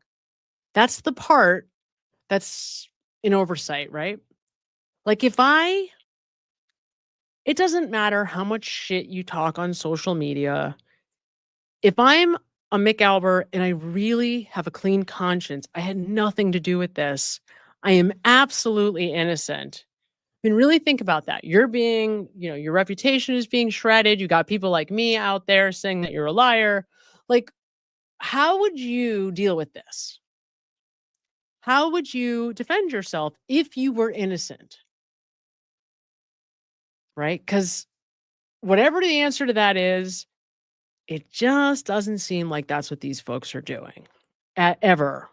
It always seems like they're doubling down and just doubling down and doubling down on the wrong answer, just over and over again. It's just like with, Robert Cosgrove's responses to Aiden today. Like, what? What is this guy even talking about? So, of course, Oh my Carrie God. Roberts is not such corroboration. Cosgrove is trying to make, so let me get this straight. You're trying to say that there's nothing wrong with Lindsay Gattani in the bathroom on her cell phone to Brian Tully, right? Which only happened because somebody coached Lindsay to invite Aiden over to try to lure him in to some kind of incident that would cause his bail to be revoked. I mean, he's essentially telling us that, right?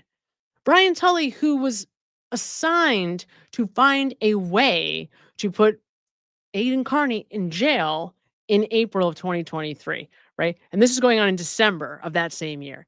So it's like, come on. Is this guy, why are we still doing this? Why are we still talking about Karen Reed's cell phone? Like, these people are still talking about us being like paid supporters of Karen Reed. It's like, they're obviously very out to lunch. Is that right? At least you understand that. At least you understand that. Can you rephrase the question, please? Carrie Roberts is not a corroborating witness for you. You understand that? You just said that. Yes, Carrie, I don't believe heard it. She was sent off. So it's your word. She was sent off. And your word only, Ms. McCabe, that my client demanded a Google search. Is that right? Yes. Yes. Mm-hmm. Ms. McCabe, you were with Carrie Roberts just before her grand jury testimony. Is that right? Yes. You had been with her to create a timeline of a version of events that occurred, correct? I wouldn't say a version of events. We each put down what we remembered. She saw what you put down. You saw what she put down. Yes. And you compared and contrasted those with each other to create that timeline, correct? No, we didn't compare and contrast. I said she called me, she said this. Let's think about that. So what does it mean to be making a timeline? That means you're saying what you saw and did, and I'm saying what I saw. Oh, that was when this happened. Oh, no, that was when this happened. So actually, exactly what you're doing is comparing and contrasting. That was the whole purpose of the timeline, right? Was comparing and contrasting to try to essentially elicit clarity, quote unquote, about what happened that morning. So exactly what they were doing is comparing and contrasting. Now, it's interesting because Carrie Roberts doesn't have any problem with what Alan Jackson is saying. She has already admitted this pretty easily. She I think her strategy was just like say yes and get it over with. But of course, that's not Jennifer McCabe's strategy because she always doubling down on the wrong thing. Like, this is not the moment to argue. If you want to argue, say no more clearly when you're asked about Google searches or what you were thinking about, at 2:27 a.m. But this isn't the moment, right? This is not the moment to double down on whether or not you influenced Carrie Roberts' memory, because if you were sitting down the next day making a timeline, you influenced her memory. You may not have done it on purpose or with malicious intent, wink, wink, but you did influence her memory. There's absolutely no way around that. Thing, Carrie, and someone was writing it down for us. That would be your sister. Who? It was my sister, yes. Which sister? My sister, Denise. Yeah, this was interesting. Why do you guys think that he called out her sister? Anybody have any idea? Anybody know why Alan Jackson calls out her sister? I was trying to figure that out today. Like, what was the utility? Like, just to kind of knock her on her game, like, knock her off her game, like play chess with her a little bit. I thought it was interesting that he makes a big deal about the sister with the timeline being in the courtroom right now. Just thought it was a strange line of questioning. Okay, so he wanted the jury to know, to show how everyone was involved. Yep. Yeah, absolutely. Oh, she was in that court. Yeah, yeah. Absolutely. Okay, to show that she was in court that day. Yes. All right, so that meaning like she's that involved. Like this is how close these people all are. That kind of a thing. Right. It's a family affair. Yep. Okay. Yeah, yeah. To distinguish her from Nicole. Yep. Okay. Yeah, yeah, yeah. Yeah, okay. Totally. Just show some of the other people. I tried to click on, there it is. To show some of the other people that were involved. Yep. Now, I don't think we see it here. Let's see if I don't think in this video Galvin? we see her. She is here, yes. But I think we She's did sitting over see there. her. Am I right? On some of the feeds, they did show her. Sure, she's over there in the back with the striped shirt on. Between the gentleman in the purple and the gentleman in the black? Yes. Is her, am I crazy, or on a different network, did they show her? They did. Okay.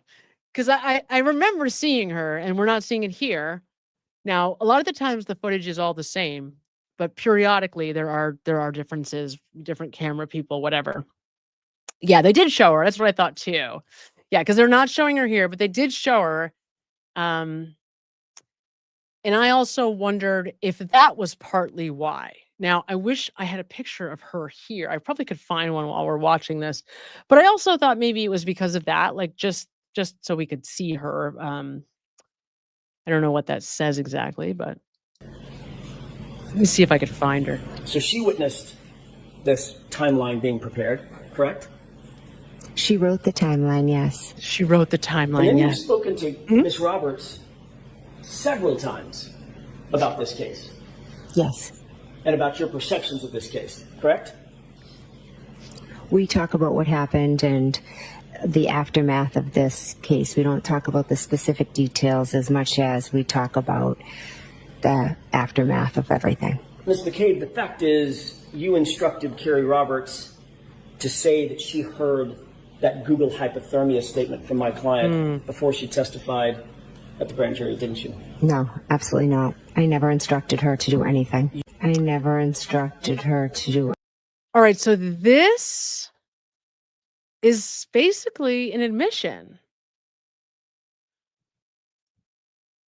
Right, Alan? So let's listen to this again. This is a really, really important question, and this gives us a tremendous amount of information. He is calling out Carrie Roberts and Jennifer McCabe for having a close relationship, and he is saying, you told her to defend you, right? And she's trying to say, no, I never did that. We don't have, that's not the way our relationship is. But in doing, she incriminates herself completely. To say that she heard that Google hypothermia. Let me rewind it all the way. Yes. And then you've spoken to Miss Roberts several times about this case. Yes. And about your perceptions of this case, correct?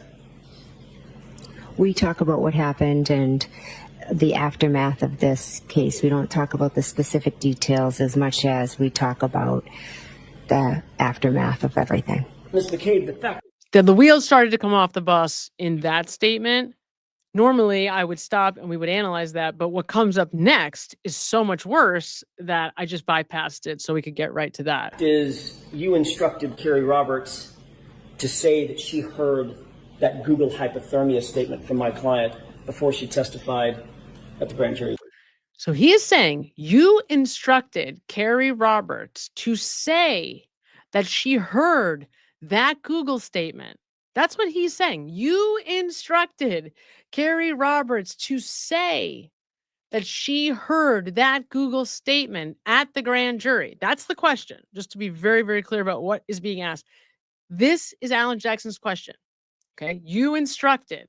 That's what he's asking. Didn't you? No, absolutely not. I never instructed her to do anything. I never instructed her to do anything. You wanted... This, it's like if you were asked, what's the most incriminating way you could answer this question? I think that was it. I almost don't see any other way that she could have answered that with more certainty that would indicate that the answer to that question was truly yes. There's no way I can get around what she just said. What she just said means that the answer to Alan Jackson's question was yes. That she did instruct Carrie Roberts to say whatever she needed her to say. Now, that surprised me a little bit because while I see that Carrie Roberts is Jen's minion, I meant that like in the Batman and Robin way, like she's still an independent human being, but is also by her side. But that's not what this answer tells us. This answer tells us that Carrie is going to do whatever Jen asks her to do. And she's 100% okay with lying for Jennifer McCabe. And that's what she just told us. Testified at the grand jury, didn't you? No, absolutely not. I never instructed her to do anything. No, absolutely not. I never, that is, there's no way. That's a yes. Best way I can say it is, there's no way I can reason away that clear of a deception. There's times where I could be like, well, maybe, you know. So I think we have the answer to the question, which is yes. Jennifer McCabe has actively influenced Carrie Roberts to say whatever she needs or wants her to say, you know, when it comes to this case.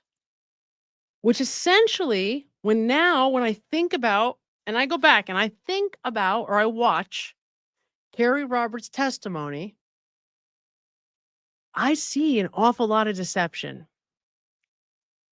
And I think Alan Jackson did a tremendous job of pointing it out. I mean, by the end of her cross-examination, I think Carrie Roberts was rendered completely irrelevant for the jury. I mean, I don't know that from their own statements, but that was my feeling going through it, right? You know, Alan Jackson did a tremendous job of making Carrie, you know, impeaching her. Really, he did. Yeah, she's a terrible liar. Exactly. That's what I mean. She's like the worst liar ever. That's why it gets me so upset that these people gaslight us so badly. They just, right? Oh, it's witness intimidation. It's social media. It's Turtle Boy. It's like, no, it's you. It's you committing perjury after perjury after perjury and colluding with the prosecutor, whether it's Adam, the worst human alive, Lally, or Hank Brennan, who's like, you know, the most unlikable person the world has ever known. Whether it's one or the other, you're colluding with these people. So no, it's not anybody else but you. It drives me nuts. And I don't know, it's kind of a letdown to see that. I mean, look, Carrie's human, whatever, but it's a little bit of a letdown. It's like, oh, God, really? You really just are like her little bitch. I mean, I hate to say it that way, but that's what she is. She's just lied for Jennifer McCabe. I guess she figures John is gone, so what does it matter? He's not here anymore. I'll just lie to protect her, my new buddy, my new trauma bonded friend. I never instructed her. And how anybody, I was going to say how anybody watching this could believe a word she says, but as soon as I said it, I wanted to take it back because you have to be watching this. Guaranteed, nobody in the Roberts family is watching this. Why not? Because they don't want to watch this. These people don't want to be talked out of how they feel about her. They want to like her. They want her to be innocent. They do not want any information in front of them that makes them feel any other way but, oh, I love her. She's great. She could never do anything like that. She's my friend who I love, you know. It's absurd, but. To do anything. You wanted some witness to back up your story about this Google search, correct? No, absolutely not. I don't Mrs. need. McCabe, It was said. Karen said it. It's that simple. Somebody said, I went too quickly for me to stop it, but it said Carrie must be hard up for friends. I mentioned this a few times, but I'll say it again. So I also think for Carrie Roberts, finding John O'Keefe on the body that morning was traumatic. Now, for Jennifer McCabe, it wasn't. It was maybe traumatic, but for a different reason. For Jennifer McCabe, the trauma happened the night before.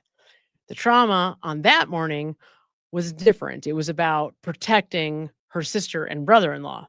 That's why she's worried about the scene and not about the dead body on the lawn. She's worried about protecting the people in that house. That's what's on her mind that morning. That's why the scene is what's on her mind. Not the dead man on the lawn, who she just can't wait to get off that lawn. Like, she's like, let me get him out of here as quickly as possible. So I digress. The point is, why would is Carrie hard up for friends? Maybe. But when you go through something like this, and I think it was a double re-trauma, because what brought Carrie and John together was the traumatic loss of John's sister and brother-in-law. Right? So they were high school or like middle school pals. They went to like homecoming together in like 7th grade, John and Carrie. Then they grow, they go their separate ways. John comes back to town because his sister dies, I think in like 6 months from the time she's diagnosed with some kind of a brain tumor. The husband overdoses on opiates a month after she dies, which makes sense to me the second I heard it. I was like, oh yeah, that makes sense. Of course he did. And so John, who was going to move in, I guess, anyway, who was already planning to live with the brother-in-law and help with the kids, now says, all right, I'm coming in full-blown Mr. Mom. Carrie was a neighbor. Carrie's son was friends with John's nephew already. So she, because she knew him, became close to John very quickly. It was never a sexual relationship. Carrie is like, she beats that into us during her testimony. She says it like, I don't know how many times. Just a really strong friendship. She just keeps reiterating that. And then she always talks about her husband right after she says it. So she has an awareness that somebody might sexualize their relationship. And it's like, don't worry, we're not doing that. We get it. You're just buddies. The point of what I'm saying is, she would have trauma bonded to Jen, because Jen is trying to feign, probably getting very good at it, at least according to, the people around her are buying it, obviously. So Carrie would have bonded to her because of the loss of John in this horrible way, right? I mean, what a traumatic experience. If you loved the guy on the lawn, I mean, it's a very scary thing to go through. And the way that her and John were brought together was traumatic to begin with. So I think she bonded to Jennifer, and Jen exploited that, completely exploited it, because that gave her instant credibility with the O'Keefe family. And more than anything else, guys, it gave her an awareness of any potential threat. So like, for example, if the feds got wind that, Brian Albert was involved, theoretically, the feds are going to go right to the family first, and they're going to call the family and they're going to say, hey, we got new evidence, And so Jen made herself so important that she's like on the first 5 speed dial. If the feds come into the house, she's one of the people that get the call, right? And that's what they need. They need an insider. And, it's crazy. It's crazy. It's like, sometimes I'll hear myself saying it and I'm like, that just sounds crazy. If we go only based on what these people are testifying to, I am absolutely sure that they are lying. I've never been so sure of anything in my whole life. Now, I can't tell you from their lies alone, play by play, what happened that night. But I can definitely tell you that if you had nothing to do with this night, this is not the way you would answer these questions, right? You had nothing to do with the death of John O'Keefe. Wouldn't you just say that? We could talk about Google searches, whatever. Who gives a shit? I didn't have anything to do with this. I was hanging out at my sister's house. We were drinking some beer. I went home. Karen Reed showed up on my doorstep. We went looking for John. We found him. It was traumatic. Whatever. Who cares? I didn't do it. That's the end of the discussion. That's the whole point, right? These people can't do that because they did. They can't do what I just did because they did do it. They didn't sue Aiden Carney for defamation at any point. Why not? Because they did it and they'll never win. And they know that Turtle Boy believes what he's saying. And if Karen Reed did this, they could have sued her immediately. The very first second. As soon they would have sued, they could have sued Karen immediately. This woman right here, not the O'Keefe family. I'm talking about Jennifer McCabe. But they'll never win. Do you see what I'm saying? They can't win because you either have to know you're lying to prove defamation or you should have known. Well, if it's no or should have known, for sure, Aiden Carney's off the hook. And the only way that Karen Reed isn't off the hook is if she really knows deep down that she's the one that's responsible for this, right? Because it's only one or the other, right? Like either Jen McCabe and co. are responsible for the death of John O'Keefe or Karen Reed is. She's already been, thank God, acquitted in a criminal sense. And if these people really had nothing to do with this, wouldn't you just open up? I would be publicly begging someone to take my cell phone and do as much geofence location, look at everywhere I've ever been. And please look at where I was on that night. Look exactly where I was. Look at my steps. Look at my phone records. Look at who I was talking to. I'll give you everything. Nobody in that house has done anything like that. Nobody, none of them. In fact, what did we get from Colin? You want us to believe that Colin had nothing to do with this? You want us to believe that your queen daughter, Allie, had nothing to do with this? We've got Allie on the stand having a nervous breakdown, essentially, because she screws up and tells us that Colin and John weren't there at the same time. Which is not what she meant to say, but she knew right away as soon as she said it that she screwed up, that it came out wrong, right? Allie's maybe not the sharpest tool in the shed and maybe shouldn't have been on the witness stand to begin with, but it's very, very frustrating because the only way to me that you believe Karen Reed did this is if you're not looking at the evidence. If you have no knowledge of this trial, or either trial, if you've never seen or heard or listened to any of their witness statements or testimonies, and the only information you have is there was an accident, this was a guy's girlfriend, she was drunk, and he was found on a front lawn, okay, then I could see Karen Reed did this.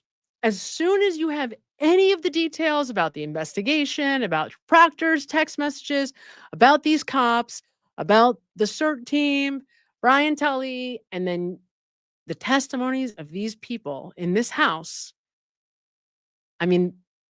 there really isn't any question about what happened. It's not even a question. Do you know what I'm saying? It's not even a question. So now here's something else that people bring up. Well, Sam, if that's true, why hasn't there been a federal investigation? Why didn't the feds arrest anyone? And I have some theories about that. I'd love to know what you guys think about that. I have some theories about it. So let's finish this up and then finish this part of this as much as we can anyway, because I know it's Thanksgiving and we're gonna all have to get up in a few hours and start cooking. Well, I won't, but you guys probably will. It was said. Karen said it. It's that simple. Oh, right. Oh, you know what? No one's ever said that. That's interesting. Arca's Chicken Gun says Trump closed down the FBI. That's interesting. In other words, yeah, like you're saying, I know I had thought about this, but in other words, some of the political changes that sort of came in at the same time may have had an influence. Yeah, that makes sense. Absolutely. Could be. Could be. Yeah. I actually was thinking, one of the things that I'm very aware of, I would love to see a federal office outside of the state of the Massachusetts, like New York or Maine or somewhere not in Massachusetts, because I think it's too close. Like, even though they're the federal office in Boston, in and around Boston, to me, they're still it's a very, very small, like Boston's a small town. That law enforcement community is even smaller. So I could see just as easily, even if the people in that office believed that Karen didn't do this or knew that Karen didn't do this and had evidence that pointed at somebody else specifically, they could have just as easily gotten a phone call from somebody way higher up in power saying, yeah, don't pursue this. Right. And if, let's say, I'm Adam Deitch or Deitch, and I'm the guy in that office that gets that call, I could see myself selling my house and, quitting my job and wanting to run for district attorney of that county as a way to get back at those people, right?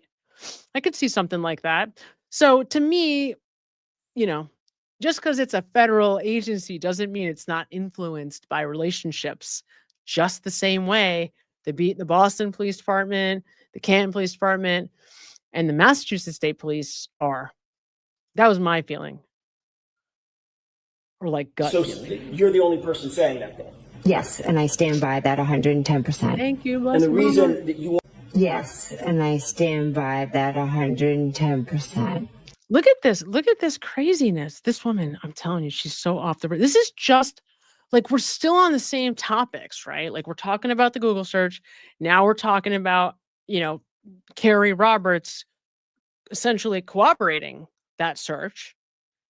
And what I'm seeing in this Q&A as we got into this end portion, the end of the discussion about the Google search for the second trial, it's like, this is just not a well person. Like, look at her face.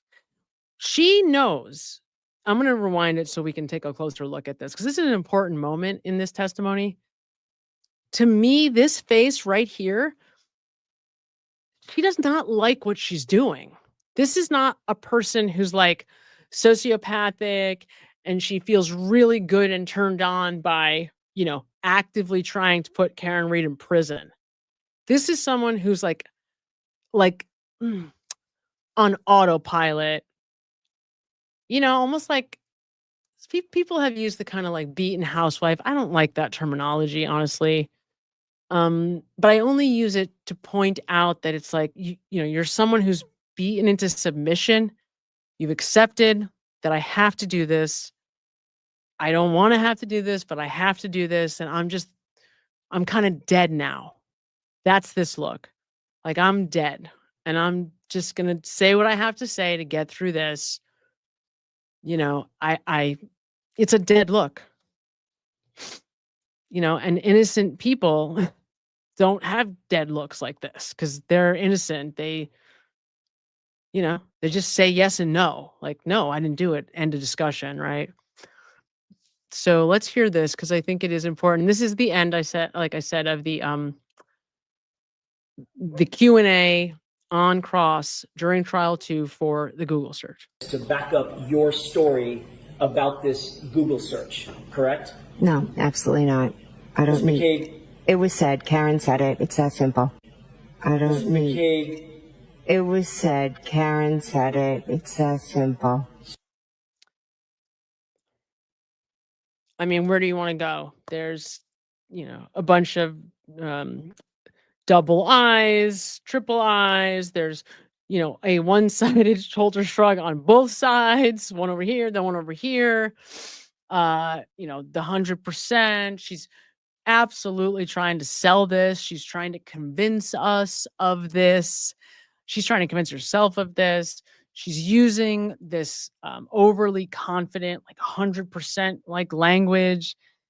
it's like, it's just everything you wouldn't want to see and wouldn't see, quite frankly, from somebody who is just telling you the truth.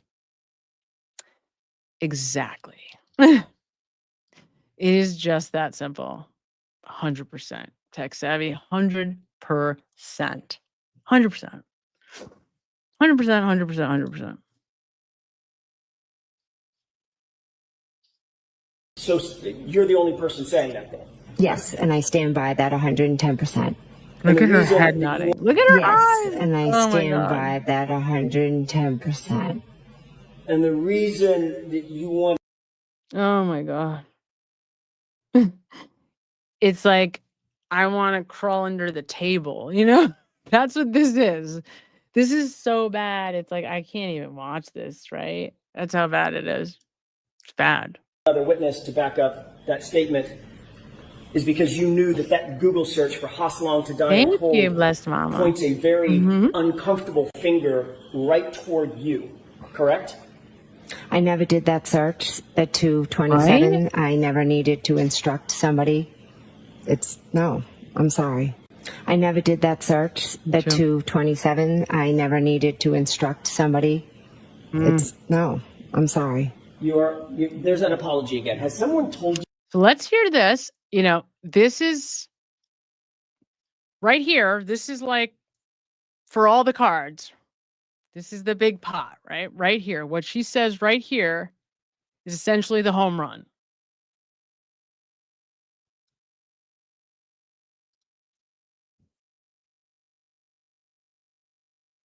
Another witness to back up that statement is because you knew that Google search for Hosselong to Diane. Yeah, I think it's more than that. I was trying to, somebody was saying, yes, here it is. Was that it? No, that wasn't it. The one that said, you move so quick, you guys. Somebody was saying that she's so entitled. And it's more than that. It's more than that. It is like desperation, right? Like they want this to end like deeply. it's like desperate. It's not just anger, like screw you, buddy, for or even how dare you, like how dare you do this to me? No, it's like, please God, I'll do anything to make this go away. It's despair. It's much bigger, and we see it. Like I was saying about the reason why I always keep Julie Albert's sister in the open, and that, why do you care? You didn't know, John. Why do you care? I keep that for a reason, because to me, it indicates the mentality of all of these people. They get to the point where they're so emotional, they're so desperate for Aiden to stop talking about them, that they physically assault him, this is the sister, not even one of the people in the house, but a sister of a person in the house. Not even. She's not even a sister of one of the, quote unquote house defendants. She's Julie Albert's sister. She literally is in a fit of rage, pulls up on the side of the road, gets out of her car like a mad woman, grabs the phone out of Aiden's hands and grabs it. I'm sick of your shit, and starts flipping out. And he's just literally walking out of a restaurant. Like, you cannot like him. You can have all kinds of opinions about him.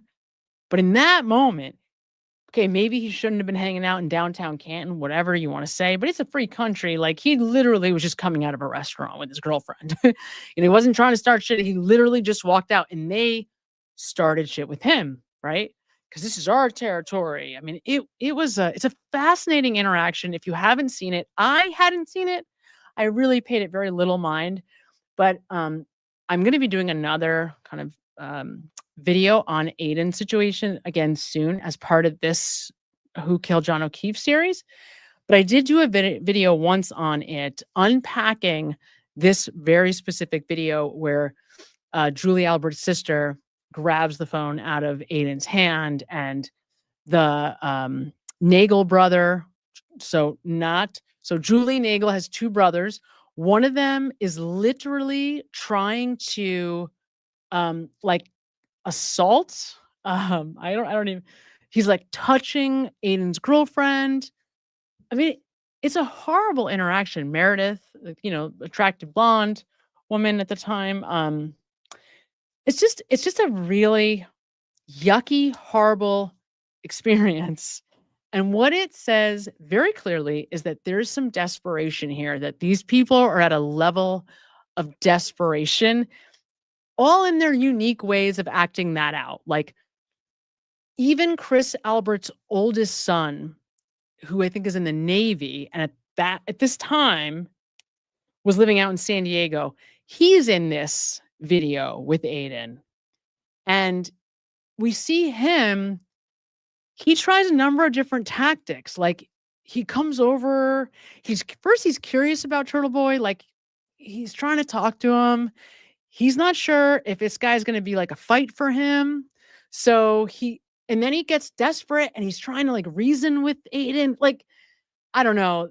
It is a fascinating whole scene because to me, what it depicts very, very clearly, these people, each in their own way, are desperate for him to go away. Like desperate. And it's not a kind of desperate that's like funny or cute or arrogant. It is pure and real and emotional, which tells me that they are desperate. You know what I mean? They're not playing desperate. Like they are desperate, that this is destroying them. And I think there's a reality to that for these people. I think this has destroyed them.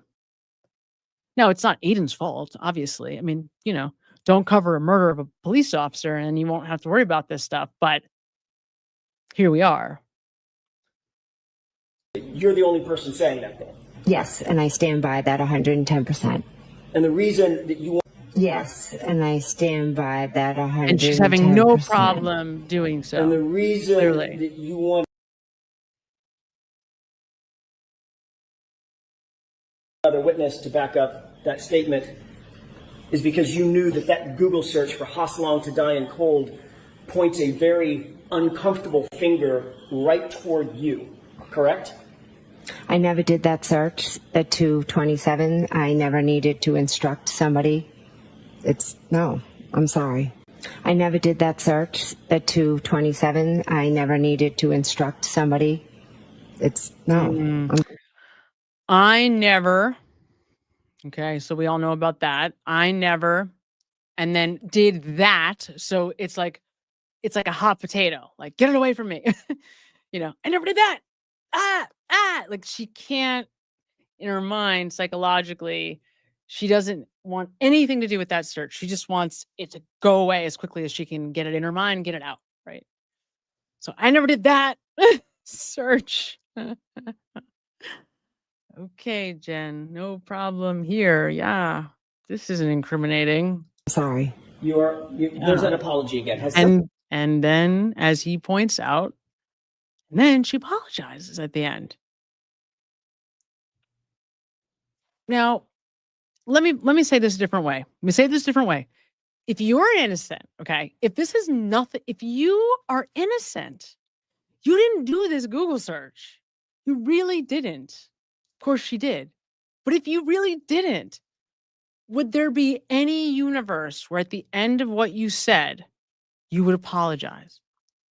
Would there be, unless I started like screaming at him, like, I'm so sick of your shit. Unless somehow I lose my mind to the point where I'm yelling at the attorney, which is not a great idea. Probably, if I'm innocent, I probably want to be cool about it too and not, lose my mind. Why would I be apologizing? I'm innocent. Like, aren't you supposed to be apologizing to me for accusing me of something I didn't do? Like, why am I apologizing to you? Right? I mean, it's a silly question to ask anyway, because she's already given us all these indicators that she is being dishonest. So it's a silly question. However, it is also another indicator that so clearly screams as loud as a person could, this woman is lying, is very, very guilty of the very thing she's being asked about and denying outright right now. Someone told you that you need to apologize when you say... You see the look there? Look at that look. What is that? Like, what is going on? What is insane? Oh. Absolutely. It's insane. Right? It's insane. Oh my God. Madam August Butterfly, I do not know what to tell you. I don't even know. It's nuts. Look at her face. Yeah, okay. So Tech Savvy IDBH says federal public corruption investigations have been halted or scaled back through several actions by the Trump administration, including a temporary pause on new investigations under the... Yeah. No, I have certainly heard rumblings of such things. I don't, have no idea how that would practically play out in this county or in Boston specifically. But sure, yeah, I mean, it makes sense. I remember hearing that that's what was happening, certainly. And even if that hadn't happened, it wouldn't surprise me if, let's say, the feds were fully funded and did, have evidence. I get the sense that feds don't like circumstantial cases. You'd probably have to provide some kind of DNA. Now, here's the thing. Okay. This is interesting. There's all this DNA. So the DNA, I forget the name of the scientist who testified during this trial.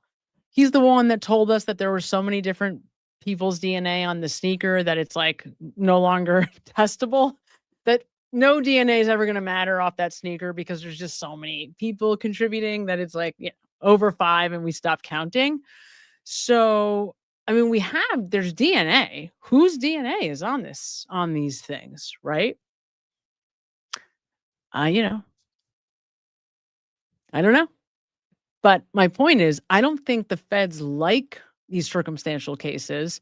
And my understanding of what's different between like state cases and federal cases is that they want to be very sure that they are going to get the victory, right? The win in the win column kind of a thought. Now, maybe that's not true. I don't know, but that is the sense that I have gotten distinctly.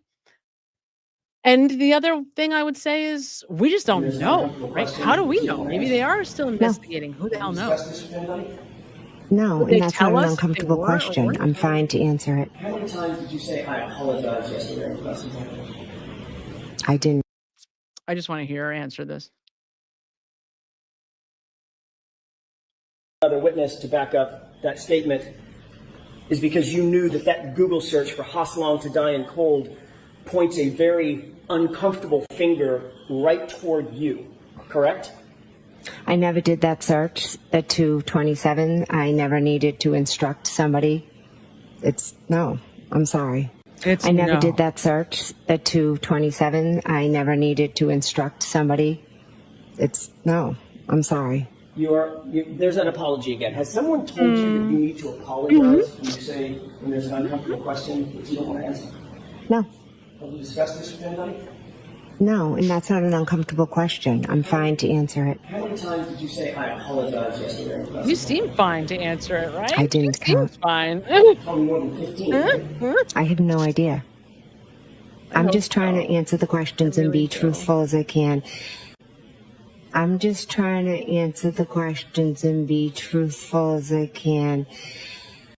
Mm-hmm. Right. As truthful as she and you're aware is allowed. That the Celebrite extraction that was done on your phone determined that of the 3 searches, 2:27 a.m., 6:23 a.m., 6:24 a.m., only one of them was reported as deleted. I love that. Correct? Gotcha. Interesting.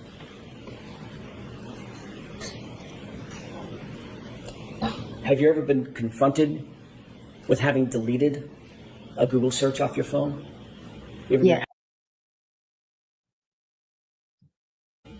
Look at her. Look at her eyes. Yes, by you. Do you deny that you deleted a Google search off your phone? I never deleted a Google search off my phone. So you I deny? never did that. I deny. Yeah, so I didn't see this one coming right at the moment that it comes here. Like, I was like, oh, do you? And so I went back. Do you deny having made this search at, or maybe, do you deny deleting? Is what he's asking about. Because I wanted to make sure that the question did not include, have you ever, specifically? In which case, if she said, no, I never, then I would say, okay, that's what you're supposed to say, right? So that's not what he said. He said, do you deny? Which is not, did you ever? Very different. And then she goes even a step further. So not only is that not what happens, she then ad-libs a little bit more, which makes the whole thing, again, we're kind of just like not even off the rails. We're off the bridge. We're in the water at this point. Very, very in the water. Ever deleted a Google search? Yes.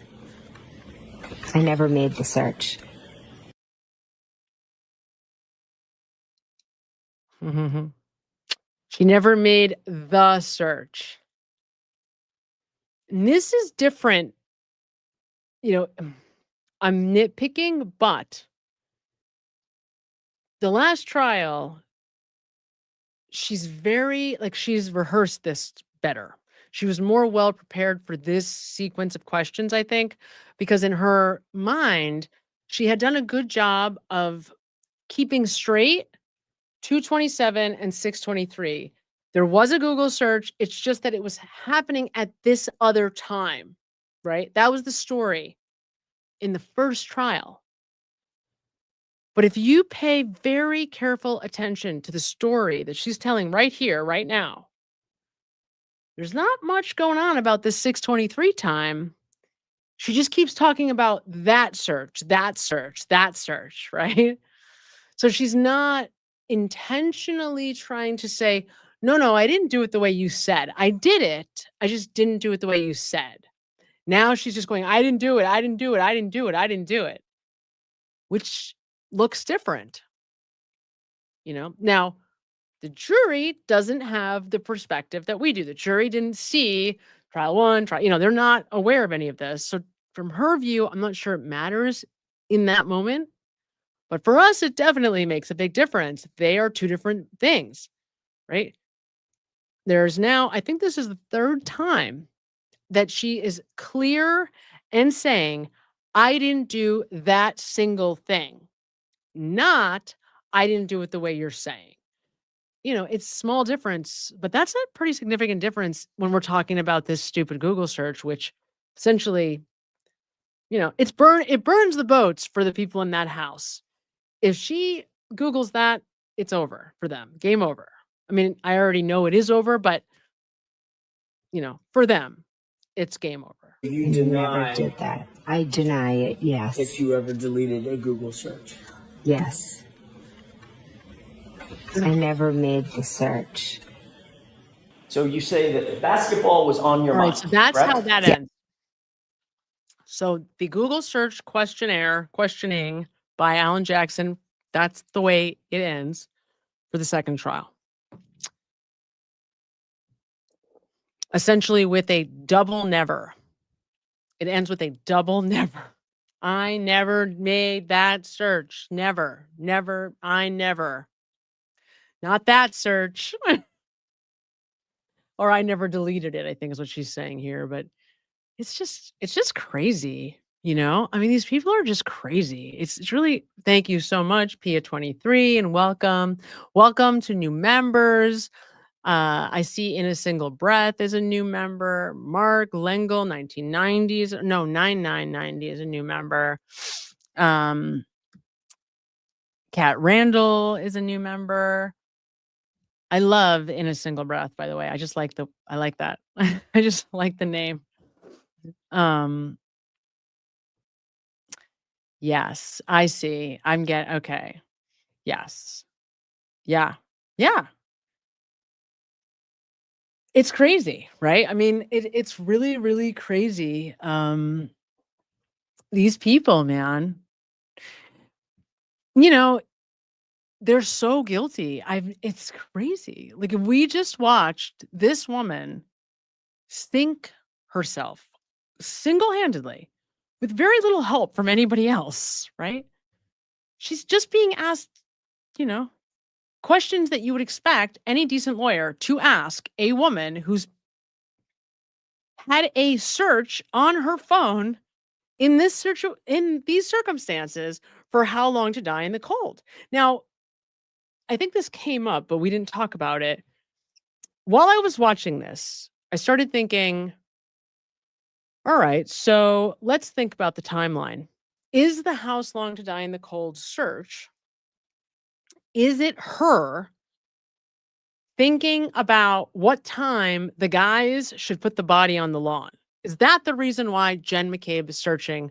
Well, whether it's Jen or Matt or whoever's doing the search on the phone at 2:27 a.m. Is it because what they're trying to calculate is what time should these guys put that body on the lawn? Is everyone following me? In other words, like how long would it take for somebody to die in the cold? Like, in other words, if I was going to put a body outside and say that it was to die of hypothermia, at what time would I have to put them outside so that it appears plausible that they could have died from hypothermia? Is that so? My suspicion is that is why that Google search was conducted. And that's also why it happens, and it could be a coincidence, but it is also possibly an explanation for why it happens in space and time around the Brian Higgins butt dials, because they're trying to figure out what time should we place the body outside. Now, thanks to Lucky and his approximate time span, the Ford Edge is out in front at approximately 3:30, and then again at like 3:45, 3:50. It's still there. There does not appear to be anybody on the lawn.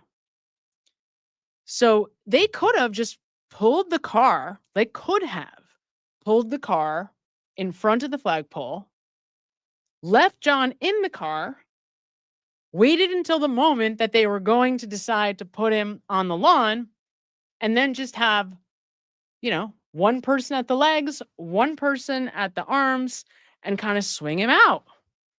Right? I mean, it obviously wouldn't be easy to do, but to me, it seems like if you only had two relatively strong guys doing it, it's possible that way. Right? That is how they could have gotten him onto the spot that they were at. So I don't know. I don't know if that's what happened, certainly, of course, but that is one way or one reason that I could imagine that, that Google search took place, because he was obviously already dead, right? So it's not like nobody was worried about him dying because he was gone. He died like 10 minutes after he hit his head. Jamie Kahn, Z4N, thank you so much for your super sticker. You guys are the best. The best. Thank you all for being here with me on New Year's Eve. I was going to say New Year's Eve. Thanksgiving Eve, even better. This is a much better holiday, by the way, than New Year's. I love Thanksgiving. Screw New Year's. Thanksgiving Eve. And actually now it's Thanksgiving proper. So we are fully into Thanksgiving now. Oh my God, we all better get to sleep relatively soon. Otherwise, our family members are going to kill us all. Yes. So Twig says Brian knew that their spot was on. Oh. They didn't know if the defense would catch it and didn't want to open the door. Brian A. knew that their spat was on camera. Where? Where are we talking about? Are we talking about at Brian knew that their spat was on camera. They didn't know if the defense would catch it. This was a response to something I said earlier, and I don't remember what we were talking about. Are we talking about the waterfall in this question, or are we talking about something else? Because I don't remember when we spoke about like a camera. So interesting. Would love to know. I'm definitely going to come back to this question about the reaction on the other side with Jennifer and Matt, because that is something that I did not ever see. And I think that's a really interesting. Yes, the waterfall. Okay, good. Thanks, Twigs. So yeah, at the waterfall. Yeah, I mean, think about it, you guys. The defense, Karen Reed's defense team, I mean, all of us really, thank God for microdots. I mean, we all kind of missed that. You know, it wasn't until after the first trial where the footage came out with Higgins. Can you imagine? Those people must have been dying during the trial. They're like showing the waterfall footage. You imagine being in that, like being there, being like, oh my God, please don't see it. Please don't see it. You know, these people. But, you know, to your point, Twigs, I think there's a lot of that going on, and there kind of always has been. That's what I see now. I mean, now that I have more information, you know, even like looking back on the body videos, that's always been there, right? Like that image of those women attending to John. I don't know how I missed that, but it was there from the very beginning. It's just been right in front of us the whole time on the dash cam footage. I never went looking. And, you know, I just assumed the camera footage was always what it was the time before, right? That's why it's really important. I am learning. Having gone back now with this Who Killed John O'Keefe series, I have learned a lot. And I realized that when I revisit evidence now that I had thought I had known already, it looks a little bit different. So it's worth it to go back over stuff. Like, for example, Colin's testimony. Emily C. and I were kind of talking about this today. There was some moments in Colin's testimony that like might be worth looking much more closely at again. That might not seem so important. I am blessed, Mama. You're right. I am an investigator, right? I don't know. It's like I just go where I feel called right now to go, and I'm lucky I'm in a position to be able to do it. Oh my God. Thank you, Rosemary. That was really kind. You really are the best. Much love and respect, and right back at you. And to all of you for being here with me. You guys are the best. Absolutely. And this little like new thing is pretty awesome that I can kind of see what's going on, which is excellent. It's amazing. It's only like an inch further to the left, but it's much easier to see now. So it's incredible. Awesome. Learning how to use StreamYard is the best. So to make sure I get to everybody's. Twigs, the Gemini, sends $5, says Denise was involved still because she's in the courtroom as they are discussing the timeline. Interesting. Right. That's true. What a good point. So Twigs is saying, you know, Denise is part of the effort to manipulate Carrie and to sell the narrative, right? Because she's not just there that one moment, you know, making the timeline, right? She's there all the time. I mean, she was there in the courtroom, but she is a part of crafting the experience from day one is really the point, right? And that is a very, very, very, very solid point. In the end, do those, you know, look, where did depositions stop? You know, can you depose Denise? Can I, if I'm one of Karen Reed's civil attorneys, can we depose this woman who she made the timeline with? I wanted the timeline person or people to be brought in, you know, the first trial. because the timeline comes up so much. It seems like such an important thing, right? Shouldn't we have do we get to see this timeline or what?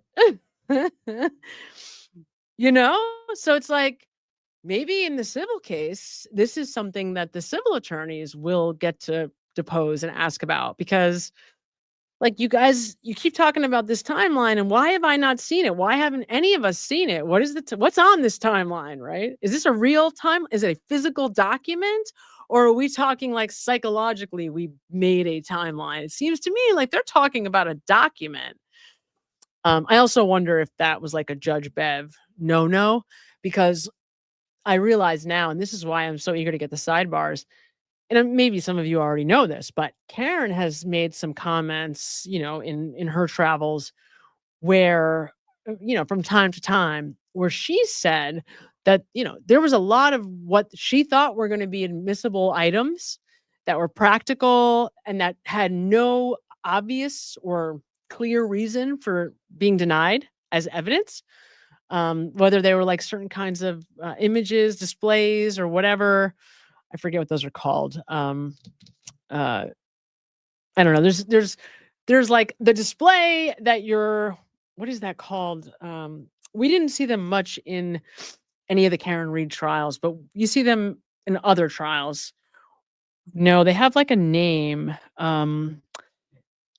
They're like not chalks. They're like oh my God. They're like displays that you're allowed to use. They're like they are a form of an exhibit, but they're not it's not evidence. Demonstrative. Thank you. I love sarcasm. Exactly. Demonstrative. So there were demonstratives that the Reed team had wanted to use, and that they felt there was okay, it's called chalks in Massachusetts, so I didn't know that. So good learning there. So apparently they are the same thing. So a demonstrative, I think it's different than an exhibit. It is a form of an exhibit, but a demonstrative is like a summary. It could be like it could be a lot of different things. It's essentially like a summary, like a what is the word? A chart, or some way to take evidence and make it jury friendly. You're not lying, you're not manipulating, you're just taking information that's already in evidence and you are making it more jury friendly. That's the best way to say it. Now, my understanding with demonstratives is that some courtrooms, some judges might be a little bit more liberal with demonstratives than others. Judge Bev pretty much, outlawed them altogether. There really were not any demonstratives as far as I can tell, right? In the Karen Reed cases. But one of the things that Karen Reed was expressing frustration about was she didn't really allow any visual aids, even things that were literally, from, let's say, like pieces of tail light that came from the criminalist that they just wanted to show in a chart. And it was like, nope, you can't use that. Just to make it easier for the jury to understand. And one of the frustrating things for Karen from trial number 1, and I think everybody, both the defense and the prosecutor's office, got better from trial 1 to 2 at this, was like the amount of information that can get buried. That was really a frustrating thing for Karen Reed, because she was like, look, there's like huge, okay, good example. Case in point, trial number 2, one of the best Q&As comes from David Yannetti, when he is talking to the lady that reconstructs the taillight. She's the one that has the green hair, the short green hair. And all she did, Ashley, something with a V, her last name begins with a V. Ashley is her first name. She's someone who works in the crime lab. And all she does is essentially like match materials, right? So she's like, does this piece of taillight match with this other piece? Do they go together? Is it the same taillight piece? Did it come from the same taillight? That's really what her job is. So she reconstructs the taillight pieces, okay? All the taillight pieces fit back together in this perfect little taillight like cover thing, except for this little piece in the right corner. And that little piece just happens to be like right where that little thing that Carrie Roberts points out, that little metal that same piece that Barrows tells us about. It's like a little rectangle. It's pointing out of the right side of the taillight, right? The thing that Carrie was like, oh, you're going to get your jacket stuck on that. So the whole taillight is reconstructed, except for that one little piece is missing. Oh, it just so happens to be that piece. And Inetti does a great job of getting this woman who knows nothing about anything. I mean, she's totally uninvolved, right? To essentially, by using very specific questions about timing and Proctor, and did you know about DNA, and did you know about, the accident at One Meadows in the driveway when Karen Reed backs into John O'Keefe's car? It's all sustained, but he gets the questions in, and it very clearly highlights that it's pretty convenient that the only missing piece is the one from when Karen probably did have an accident, right? So it's actually really powerful evidence, but I mean, it can get buried so easily. You're just not paying attention. She's a boring witness. Who the hell is she? She's not a Jennifer McCabe. She's just some woman who's putting plastic pieces together, right? So I think, Karen sort of points out that she learned a lot from one trial to the next. And I think what we're going to see with these sidebars are things like that. Things where like the judge, we didn't even know about stuff that just was never on our radar from the very beginning. It should be really interesting, right? Yeah. There's I mean, there's taillight. Don't even get me started on this. You don't even want me to go. The taillight, there's so much evidence. Right? The taillight, there's so much evidence with the taillight. Taillight is like, I don't even know how people, after you see all the taillight evidence, it's like, okay, if you don't have questions at a minimum after you see the evidence, you just don't want to, You just don't want to. You just don't want to know. You don't want to see the evidence. That's it, Great question, Kit. What a good question. Is there anything that could change Peg's mind? Is there anything that could...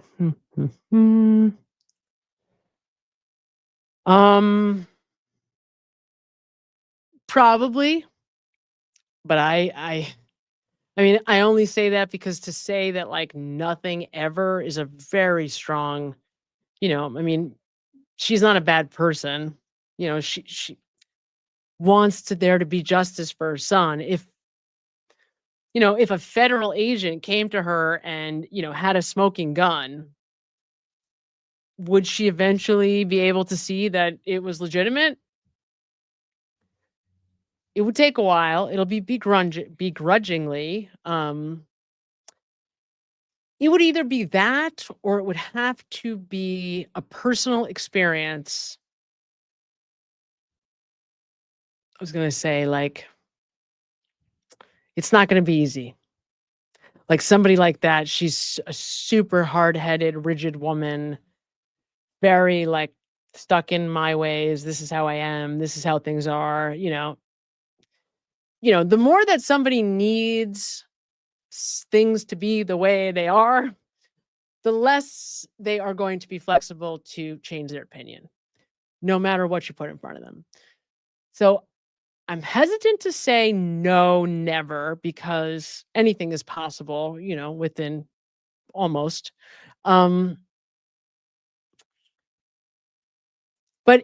it's really interesting, right? I just happened to see, I don't know what I was looking at, just scrolling on YouTube, and a second of Paul O'Keefe's interview with Channel 5 came on. And I happened to hear him say something about the taillight on the scene in the morning. And I was like, oh, Paul doesn't know that there wasn't taillight at the scene in the morning. So, okay. In other words, I don't know that and then, so that wasn't the thing I reacted to. Then after that, he makes some comment like, these are all good people, talking about Jen and Brian Albert. And I was like, Karen Reed bailed you out of jail at least once, right? Didn't she like pay for your DUI attorney? So you're saying that they're innocent because they're good people, and Karen Reed is guilty because you know what I mean? In other words, there's no like they are not basing their opinions on anything other than their opinions. So there's no foundation except for bias. That makes sense? So that's the only thing from the beginning that was tying their opinion to Karen Reed was simply that she seemed guilty when she came here that morning. A woman who was as insane as anyone is ever going to be after having been absolutely wasted in a total hysteria, drunk in a total hysteria, angry, in an angry rage, like calling her boyfriend 52 times in the middle of the night because she thinks he's out cheating. Like total, then she passes out, wakes up, realizes he's not coming home. Now her anger has gone from anger to totally panic. So now she's hysterical. She doesn't know where he is. She's flipping out, doesn't remember where she was. Okay. So by the time Karen Reed gets to that house that next morning at whatever time, 11, 12, 1 in the afternoon, she's already been in the hospital, like section, her rights taken away because she was so hysterical. And that's the moment when Ms. Peg O'Keefe decides to evaluate whether Karen Reed is responsible for her son's murder based on the fact that she didn't go near the kids to show them support. You know what I'm saying? Like it's like you know, they felt like there was consciousness of guilt. So there was absolutely just like no validity or meat on those bones from the very beginning. They just wanted her to be guilty, and so she was. I mean, there's a little bit more than that. I think Karen was totally flipped out and didn't know what happened.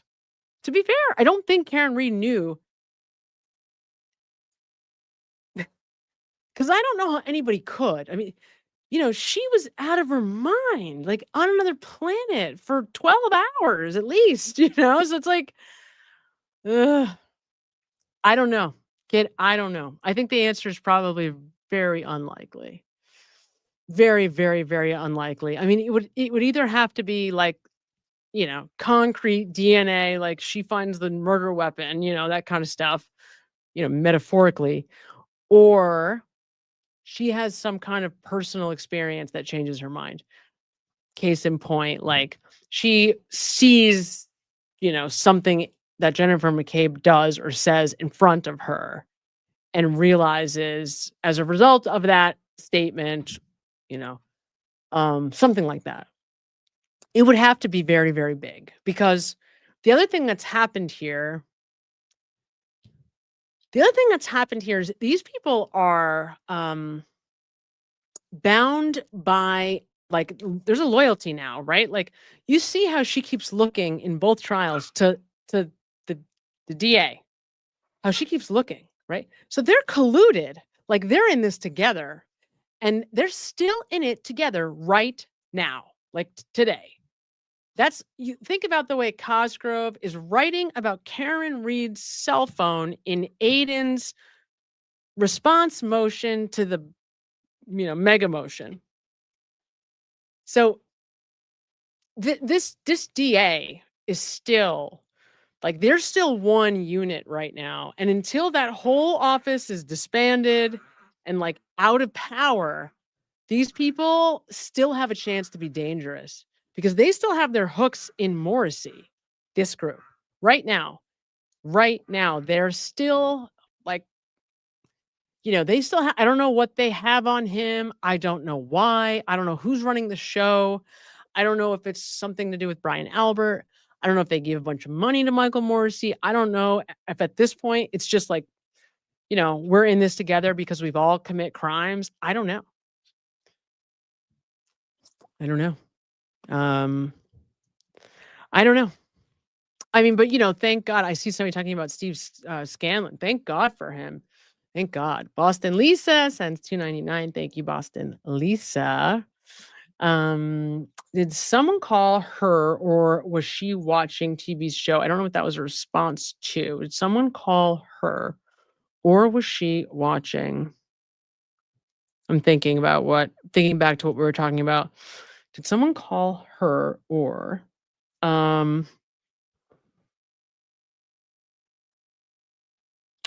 did someone call her? What were we talking about when we were talking about that? I don't remember. You're going to have to remind me, somebody. I don't remember what we were talking about. I remember talking about Turtle Boys shows, but I don't remember what we were talking about. Oh, Jill. Yeah. No. Okay. So why did she end up down there? Because the pizza shop. So this is a really weird thing that I don't know that I would have really understood this until or unless I was there. Because you hear C.F. McCarthy's, and you think that's the pregame spot before they go to the waterfall. Well, C.F. McCarthy's shares the wall with Chris Albert's pizza shop. So Chris Albert's pizza shop is here. There's a wall, big wall. It's in the same complex. And the next thing over is the bar. So they're back to back next to each other. And in the summer, they both have kind of outdoor seating. A little bit. Like C.F. McCarthy's has one of those windows where like you can sit in the window at like a high table. You're not outside, but the window's open, right? And then Chris has like benches out in front of the pizza shop, and you can just sit there and eat a slice of pizza, right? So Aiden with Meredith had gone in, and as they were walking into C.F. McCarthy's to grab fries or drinks or whatever, I think Colin saw them, spotted them, and immediately told Daddy, and Daddy called, the family. And in like the hour that Aiden and Meredith were inside C.F. McCarthy's, the goon squad had started to form in front of the pizza shop at the benches. So by the time they walked out, all these people were in front of the pizza shop. Julie and her three brother Nagels. So two brothers, Julie Nagel, and then the Nagel, is it the one that was, testified in the trial, Brian Nagel? Yeah. And then the younger one, who's like a class clown character, really interesting, definitely didn't get a lot of attention, very different personality than older brother Bry. He's like, oh God, he's like the stereotypical class clown, like talks in a funny voice, everything's a joke. He's like, Meredith, you've seen Meredith, attractive blonde woman, wearing like a pretty flowy dress in the summer with sunglasses. And he like walks over, this guy, the brother, the Nagel younger brother, walks over to her and he's like touching her like this. Like she's like, don't touch me. He's like, what? I'm not touching you. I'm not, this is what's going on. Like literally, that's who we're talking. So, I mean, this is like how childish, and this is what's going on. So then we have Colin out front. Literally, Colin is standing out front just like this, fully standing against the wall like this, like big tough Colin, right? Protecting Daddy's shop. This is really going on. Then you have the oldest Albert. So this is Colin's older brother, Navy guy. He's interesting. At one point, there's this whole interaction where that brother's yelling at Aiden, like because this whole thing goes down, right? There is a minor incident that starts before what I mentioned. It's just not as important. It's with one of the Chris Albert's like pizza delivery guys. Whatever. The point is that it starts because Colin sees them walking into CF McCarthy's next door, assumes that Turtle Boy's there to cause trouble, and then a goon squad is waiting for him outside. Does that make sense? That's what starts all of it. And then Jill Daniels shows up and pulls literally, like, somebody must have called her and said, oh my God, Aiden's out front. And so she, like, bat out of hell, thinks she's like this big tough person. And literally, this is like, by the way, Main Street in this little town. It's like this cute, quaint, kind of New England-y town with like this cute little Main Street. That's where this is all happening. This woman in this giant, like, monster SUV looking thing in like workout clothes, like a bat out of hell, pulls up, you know, not in a like not proper parking spot next to the sidewalk, barely turns the car off, gets out and starts screaming. The door isn't even slammed shut yet before she's in front of Aiden and she grabs his phone. I'm sick of your shit. It's crazy. They're crazy. This is like a full-time soap opera. It's crazy. It's like, that's the other thing, guys. You know, they're not like the stablest group. You know, they're not the most stable group. I know. I got to stop talking. We all got to go to sleep. It's absolutely true. It's time. We got to go to sleep, guys. It's time for bed. Everybody, you guys are amazing. Everybody have an amazing, amazing Thanksgiving. We will pick up with the end of this disaster, but you get the point, right? This is a very big testimony, big part of her testimony, and it is egregious, horrific, terrible lying, the worst that you ever could. And is anybody surprised? Like, is anyone surprised that Jen McCabe is the world's conclusively worst liar ever? And they're not just lies, they're very incriminating lies, because based on the way she's answered these questions, we have a lot of really important information about what she did and didn't do, and what Carrie Roberts did and didn't do, and what Karen Reed did and didn't do, right? Karen Reed did not ask her to Google anything at any time, said nothing about Googling hypothermia to her ever. That just didn't happen. And we now know that because of what she did or didn't say. We also know that she has an authoritative, or at least believes that she has an authoritative kind of control over Carrie. Based on her language, based on her statements, that is what we know now about Jennifer McCabe, for sure. We know that she did delete the 227 Google search, and she did conduct that Google search. That is very scary for her. Very scary. Terrifying, in fact. Nothing is scarier, it seems, for Miss Jen McCabe. And those are like the highlights. I mean, those are maybe the most important things. But those are essentially the facts that we can extrapolate because of the way not somebody else answered these questions or told us something, but just because this is how she answered these questions.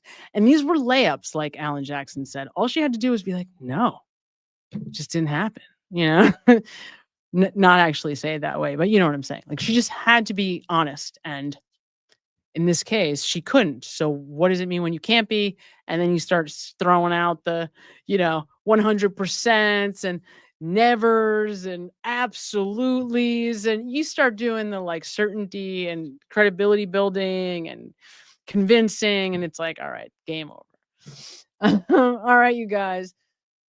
That is it for me. Oh my God. If you haven't hit like, you better, because we're like going almost on 4 hours. That's not even possible. Everybody have a beautiful, beautiful, the best ever Thanksgiving you've ever had. I seriously mean it. You're amazing. I love you all. And I will see you on the other side. I don't know when, but I will see you all again soon. Everybody, good night. Good night. Good night. I love you. Good night. Good night. Good night. Good night. Good night. And it is the defense counselor's duty to protect the rights of the individual, as it is the prosecution's duty to uphold and defend the laws of the state. Justice for all. Only we have a problem here. I live inside my own world of make-believe. Kids screaming in the cradles, profanities. I see the world through ice covered in ink and bleach. Cross out the ones who heard my cries and watched me weep. I love everything. Fire spreading all around my room. My world's so bright, it's hard to breathe, but that